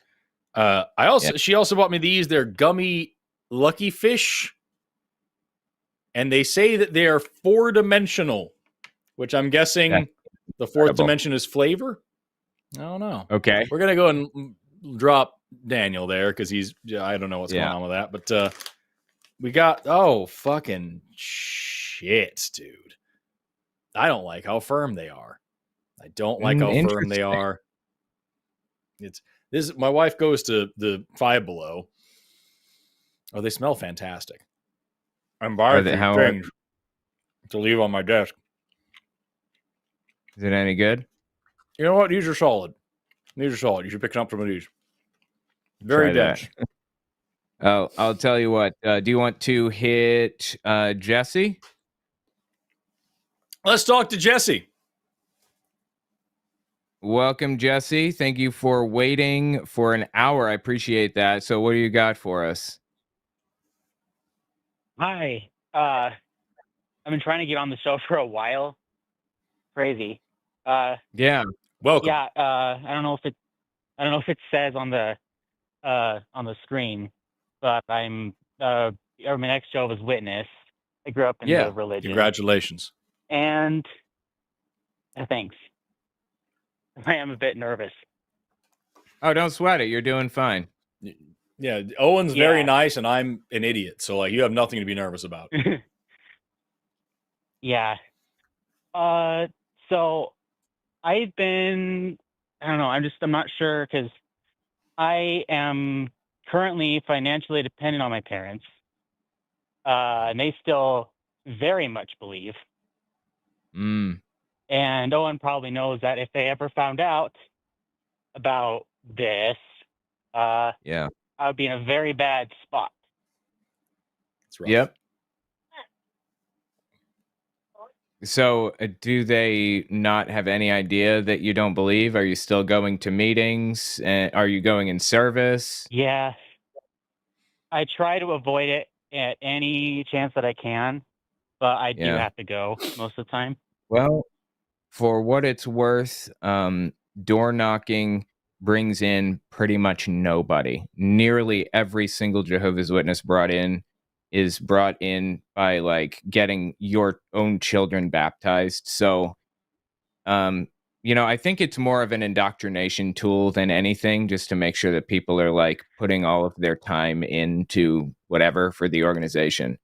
So, you don't have to feel too bad about knocking on doors and things, but morally. But I know that's a really terrible situation. You have to deal with that. Sure. Yeah. I mean, it's weird. Like when I was, I've always been a shy person, so my parents never really forced me to talk at doors. So I've been banking on that. Okay, that's something. Just kind of awkwardly stand behind them while they're talking at the door. Oh, I've done it. Yeah, I know exactly what you're talking about, standing there awkwardly.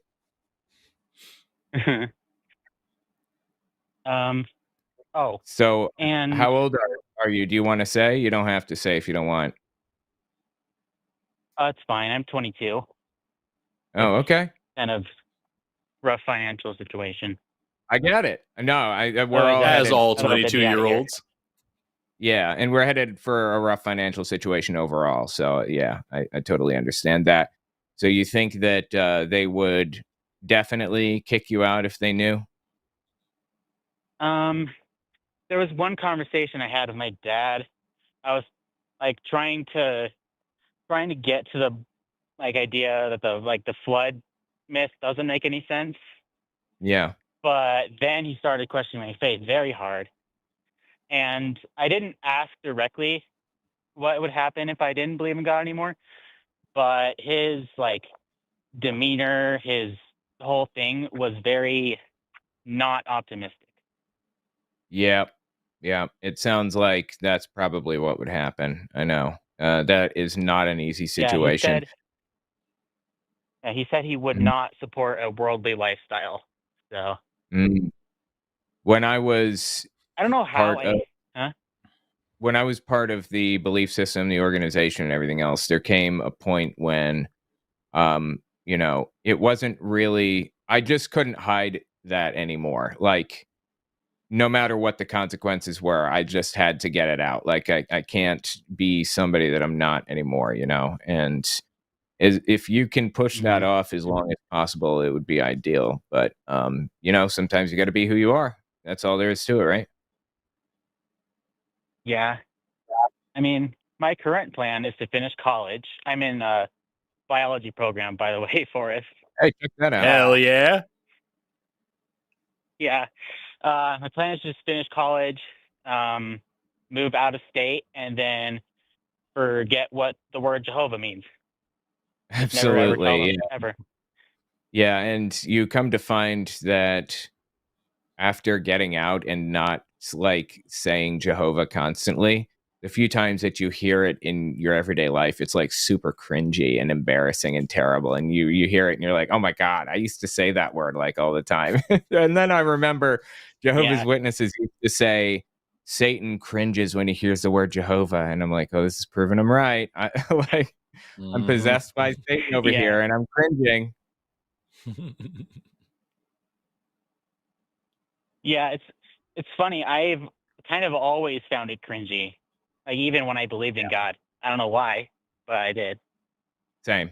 Yeah.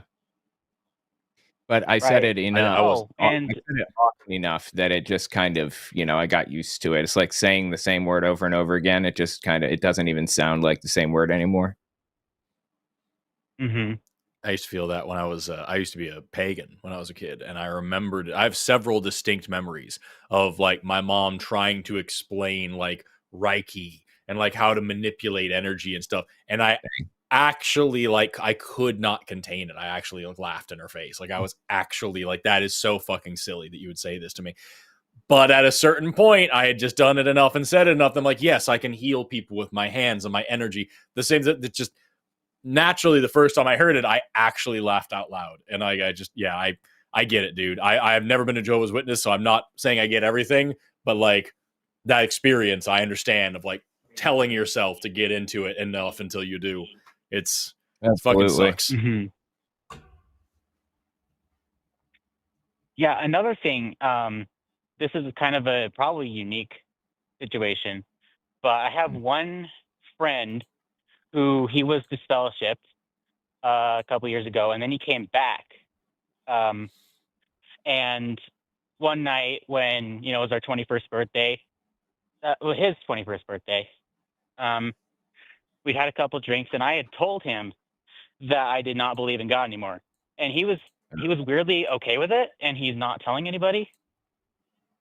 So now sometimes we debate whether evolution or creationism makes more sense. And like Forrest, I've watched a lot of your content, and I'm so sorry. When I'm watching, it's like, oh yeah, it's all yeah. No, your stuff is awesome. Oh, thank you. But anyway, like, oh yeah, it's obviously how it is. But then when I'm talking to him, I completely forget all the things that I was gonna say. Like one time, it was about the flood, and he was saying, well, there's all kinds of evidence that there was a flood. And I said, no, there's evidence that there wasn't. And it's like, oh, what evidence is that? And I didn't know. It's hard to keep track of, honestly. And like that's the thing about like my job as an educator is I have to keep track of all these like random little tidbits of information and stuff.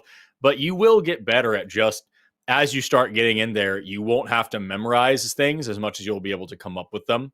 And so like a lot of like my videos on the flood and stuff, I just sat there and thought it out and like just tried to build a model. If this were true, what would that look like? And just going and going and going with it like that got me to the point where I was like, okay, I now have a full script. I didn't have to memorize things the way that I would have, 10 years ago. If I was trying to do that same video, it would have just been rote memorization of what other people said about it. So I think you're doing fine. You don't have to worry about that. Right.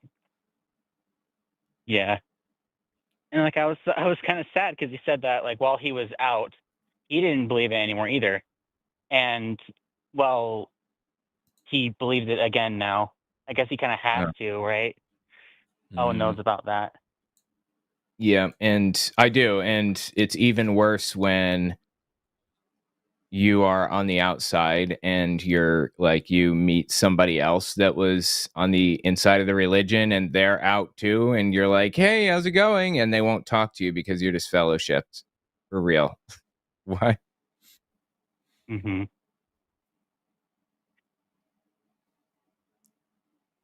Anyway, yeah, it's a difficult situation, but I hope that you pull out the other side okay. And I think that largely hinges on how long you can push it off, like how long you can push off telling them, that you don't really believe. Push it off, Jesse.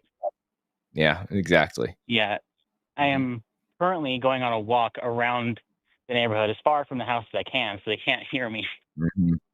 Because they would not approve of this right now. right? Man. Yeah, I'm talking to apostate right now. And yeah, that's true. That's fellowshipping territory, actually. Yeah, I've probably already done a bunch of disfellowshipable things, like telling my lesbian friend that I support her, or shame on you, not hating gay people. Yeah, you monster. Yeah, I'm irredeemable. Right. I don't think that people should be forced to do whatever thing with their bodies that the religion says. Oh no. Yeah, well, it's better on the irredeemable side. Take my word for it. I want to make sure, like, Jesse, you're have you contacted Recovering from Religion yet?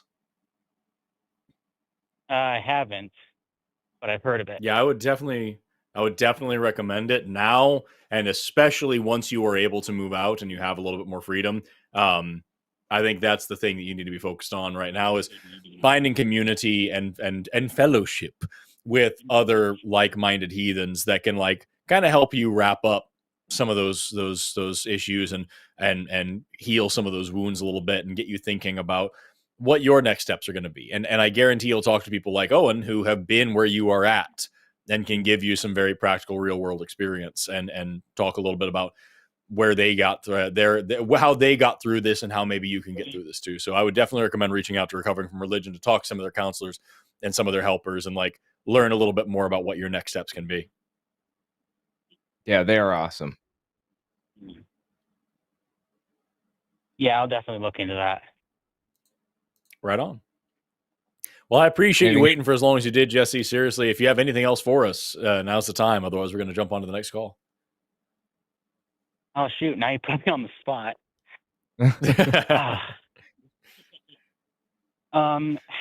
Forrest, have you any recommendations for getting through the biology program? Study weird.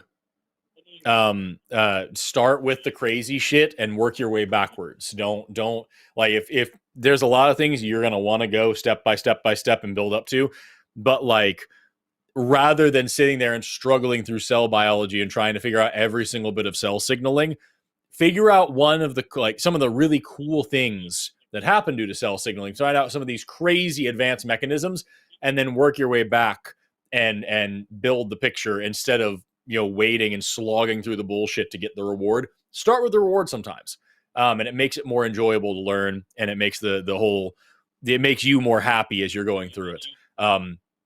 Also, read actual papers and get used to doing that, because especially if you want to advance in biology rather than just stopping at like a lower level degree and just knowing enough to get a low job, like it's more fun to really dig into some of the research and find people who disagree with each other and figure out why, and really get the pleasure out of thinking about this stuff rather than just memorizing it. Got it. So instead of going through the like nucleotide bases at first, go through, like, start with what DNA does, that kind of thinking? Yeah, like so like you'll need to know like if at a certain point you need to have adenine, thymine, guanine, cytosine, and uracil memorized. But that's not nearly as important as, like, being able to speak intelligently about, like, some of the functions of the genome, some of the non-genetic, non-coding functions of the genome, what epigenetics is capable of, like, these crazy cool fun things that then when you go back and you build in that knowledge of what those bases are, it fills in all these blanks and it makes, like, 5 things click into reality rather than just one, if that makes sense. Mm-hmm. Yeah. That's what I would be doing. Just get the pleasure of thinking about it rather than just memorizing it. Mm-hmm. Okay, and then less serious question. What's your favorite hominin? You asking me or Owen? Because I think we should both answer. You can both answer. I was mostly asking you, but you can both answer. Go ahead. Are siamangs... Okay, I don't think siamangs are hominids. I don't think they're hominins. For sure, hominin, though, is Homo erectus, and that is 100% my favorite. That's what I did my research on, and they are probably the most interesting hominin that I know of that aren't us. They were the first to build fire. They were the first to build boats. They were the first to leave Africa. They almost certainly spoke. They were the first ones to learn how to sharpen both sides of a rock. Just radically cool dudes, and they lived for over 1 million years as they spread across like almost the entire Eastern Hemisphere. Pretty cool fucking guys. Absolutely nuts. I will tell you that my favorite homo is the Homo Heidelbergensis. Yes, Homo Heidelbergensis. Yeah. Because it's such a wildly long name. They're named after Heidelberg, Germany, which is where they were discovered. And they're one proposed direct answer. They're one of the proposed intermediaries between like modern Homo sapiens and like Homo erectus and whatnot ancestors. But like that's just one thing. Yeah, Erica would know more about them off the top of her head. But like, yeah, they're one of the proposed mediaries. They're cool guys. Weren't Neanderthals named after like a place in France called Neanderthal? It's also Germany, I believe. The Neanderthal, which is the Neander Valley. Germany? I think so. Yeah. Oh, I don't think it was Homo French. neanderthalensis. I don't know. There were some serious ones. There's a lot of shit in France. There's some really good Homo erectus sites in France.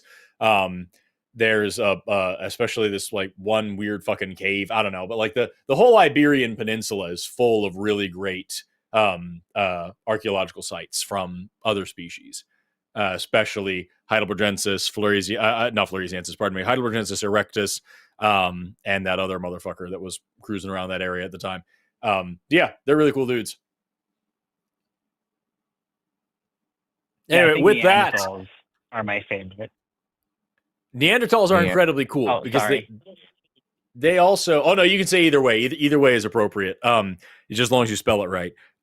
They had clothes. They played music. They painted. They had makeup. They did ceremonial burial. They also all like certainly spoke. They were incredibly. They actually had bigger brains than us. Just incredibly cool creatures. And we literally fucked them into non-existence. We interbred with them every single time we came across them, and they went extinct because they were just absorbed into our species. That's why, like, Europeans tend to have like a couple percent, like anywhere between like 0.5% to like 2% Neanderthal DNA. It's because we literally just fucked them until they were us, and they didn't exist as their own thing anymore. Well, that's a nicer ending than genocide, which is what I thought probably happened. So that's something. That's the common people like to talk about how like we killed all the other humans. Nah. We usually interbred with them. Okay, I'll take it. Yeah, that's my favorite thing. We literally fucked them out of existence. Yeah, dude. Which is a very human thing to do. You know? That's very us. Anyway, Jesse, you've been awesome. I hope we were some sort of helpful. Please do call Recovering from Religion, and feel free to call us back anytime. Yeah, thank you, guys. I'll get my awkward ass off this show now. You're just fine. Take care. Bye-bye. What a nice person. Yeah, and we got one left. I'm sorry, what were you saying? You said a thing, and I don't think it was awkward at all. You did a really good job. All right, do you want to pull up Sebastian? The last call is Sebastian, who's been waiting for 1 hour and 40 minutes, and now you're on the line with Forrest. Owen, how are you doing today? I'm doing very good. How are you guys? Doing well. I'm fantastic, man. Happy as could be. So Forrest, I was about this time last year. I called in. I don't know if you remember. Mm-hmm. I accidentally revealed to my parents that I was atheist through the whole scout meeting thing. And I was on with you and Paul Gia. Oh, and I'm sorry, I'm not familiar with you. A few things have happened since then. I've declared a dual major, and I'm now with cybersecurity and emergency preparedness. I came out as bi. Hell yeah. And I've had one hell of an argument with my parents. Yeah. So one of the things I've started looking into a lot recently is men's mental health awareness. Just like this semester and the last semester have really been kicking my metaphorical butt in terms of workload increase and responsibilities, all of that. And one of the things I discovered was that, like, the idea of what a manly man should do that was perpetrated in like the 60s and 70s, the whole like men don't cry and that kind of thing, really just exacerbated a lot of mental health problems in men. I don't remember how exactly it came about, but I was talking to my mom about it. We got into an argument. One thing led to another, and I explained that to my mom, and she said it doesn't. And I'm like, I was very confused. It doesn't hurt mental health to tell someone that they're not allowed to have emotions? What? Exactly. That's what I said. But then, I don't know where my mom got this from, but I enjoy anime like big time, and my parents do not like that fact. Out of left field, my mom says that anime in like 2016, 2017, it was found by some statistical study that anime was the #1 leading cause in teenage suicide. That's true. It's sure. Yeah, I was wondering whether or not you've heard of anything like that before.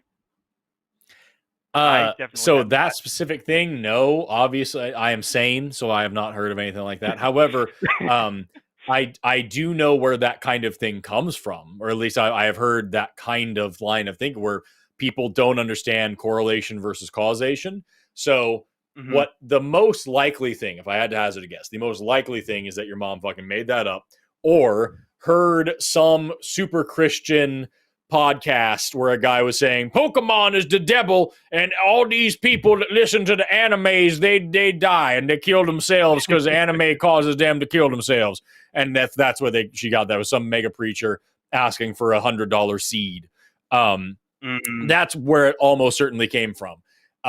Where like the root, if it was like really was a thing, maybe there was sort of study about like what kind of people are most ostracized and are most at risk of suicidality, and it's LGBT people and people who like anime and all these other people that are like kind of like iconoclastic and social outcasts or whatever like that, are these fringe, and they're not like the jock or the prep or the whatever other clique, and like that may be where that is, but I would bet money that she listened to somebody in a tan suit with a phone number on the bottom of the screen asking for a seed donation so that God can bless them with their whatever is the person who is rambling about the demonic nature of anime.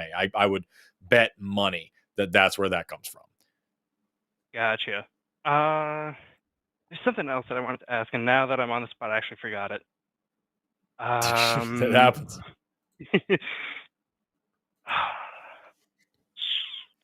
What was that thing? Fucking that guy, preacher. I'm looking it up. Hold on. There's a since you're looking something up, there's a guy named Phil Arms that famously talked about Pokemon being demonic. He wrote a book about it. I have the book and I read it. And there's also Stephen Dollins, and I've gone through his whole long talk on Pokemon being evil. It's so funny and ridiculous. Oh my god. That sounds funny. Is this? There's this guy. I'm trying to find it. There's like these Christian cringe compilations I used to watch. It was from Club 36. That's what it was. Club 36. And there's this dude who is just this like just grumpy looking. I don't know how to describe this guy. And like how did I get an O in there? And like his whole thing, he talks about how like Pokemon is demonic because the Pokemon are all made after Japanese demons and they all evolve and they're teaching the kids evolution. And then at one point it's like him on this like sound stage with like some plants that are fake, and they're in this thing, and he's got like these old women talking to him, and he's this kind of older gentleman with like dark hair and like a yellow shirt and a tie, and he's like, Pokemon are definitely demonic, and they teach all these evil things, and so are all these other things in pop culture. And then just out of fucking nowhere, it cuts to this scene of him talking about how he was raised in a cult of Shiva. He was going to be the vessel of Shiva, and when a priest came to perform an exorcism, and the whole top half of his body transformed into a cobra, and the preacher passed out in fear because he transformed into a cobra, and then that's when the demon left him, and now he's preaching the word of God to save other people from shit like Pokemon. And it's the funniest shit. And this dude's 110% serious on like this public access looking show. It's I'm trying to find it. Is this the one, Club 36, August 1st, 2011, dude in a yellow shirt sitting next to a woman in a blue shirt? That's almost certainly it. I'm trying to look up, like, if I can find, because I found the one of just him talking about Pokemon, but I'm trying to find the one of him turning into a cobra. That's okay, the one that gets me. That sounds like an amazing watch. Also, I remembered what the thing I wanted to talk about was, and it's actually two things. The first one was, I do not plan on coming out to my immediate family as bi if I can help it. If it comes to it where I have to, do either of you guys have any recommendations as to like how to go about it? Because both of my parents are very right wing, and I do not see it going well. I would recommend, what you mean if you're forced into a situation where you absolutely must tell them? Sometimes you get either I find a boyfriend, or something slips, or they find something on my phone, which work them into it slowly. I would say work them into it gradually so that you're not springing it on them or whatever, and just kind of warm them up to the idea. Tell them, you saw somebody who was gay or whatever, or saw someone who was bi, and just kind of try to talk casually maybe for a while, and make it so it's not such a foreign concept to them. Maybe every person that comes out to their family members makes it easier for the next one to come out to, the family. So, I hope that it isn't going. I hope it's not difficult for you, but even if it is, you're helping others by doing it. For what that's worth. Any advice is better than no advice. So, thank you. Yeah. I think that's definitely like the way to start. And like, I think testing the waters for your own safety is also helpful. My friend came out as gay, and if they go, if you ever do that, I'll disown you. Well, then you know what not to do. You know what I mean? And to kind of keep your distance for a minute. And maybe the thing is like, maybe you're able to have that conversation of saying like, would you love me any less? And if so, how is that acceptable to you? And like, you know what I mean? Like, I don't know. Just, I know, I agree with Owen said, like, every person who does it makes it easier for everybody else. So it is worth it, not only for you, but for others. But like, at the end of the day, your safety, mental and physical, is most important. So if you're not feeling comfortable or safe in this, don't do it. Just it's better to keep a secret and be safe than it is to have a comfortable relationship with a family member that you may not be able to. Spend time warming them up. Would always, yeah, for sure. 100%. And then the other thing I wanted to talk about was job opportunity that I got recently, working with the New York State Comptroller's Office. I think it's an amazing opportunity for me. I get paid, I get college credits, learn the fundamental professional skills. I think this is a really good position. My parents are like adamant against it for some reason. I understand that I'm making all this call about my parents, but it's the only pressing issue that I have right now.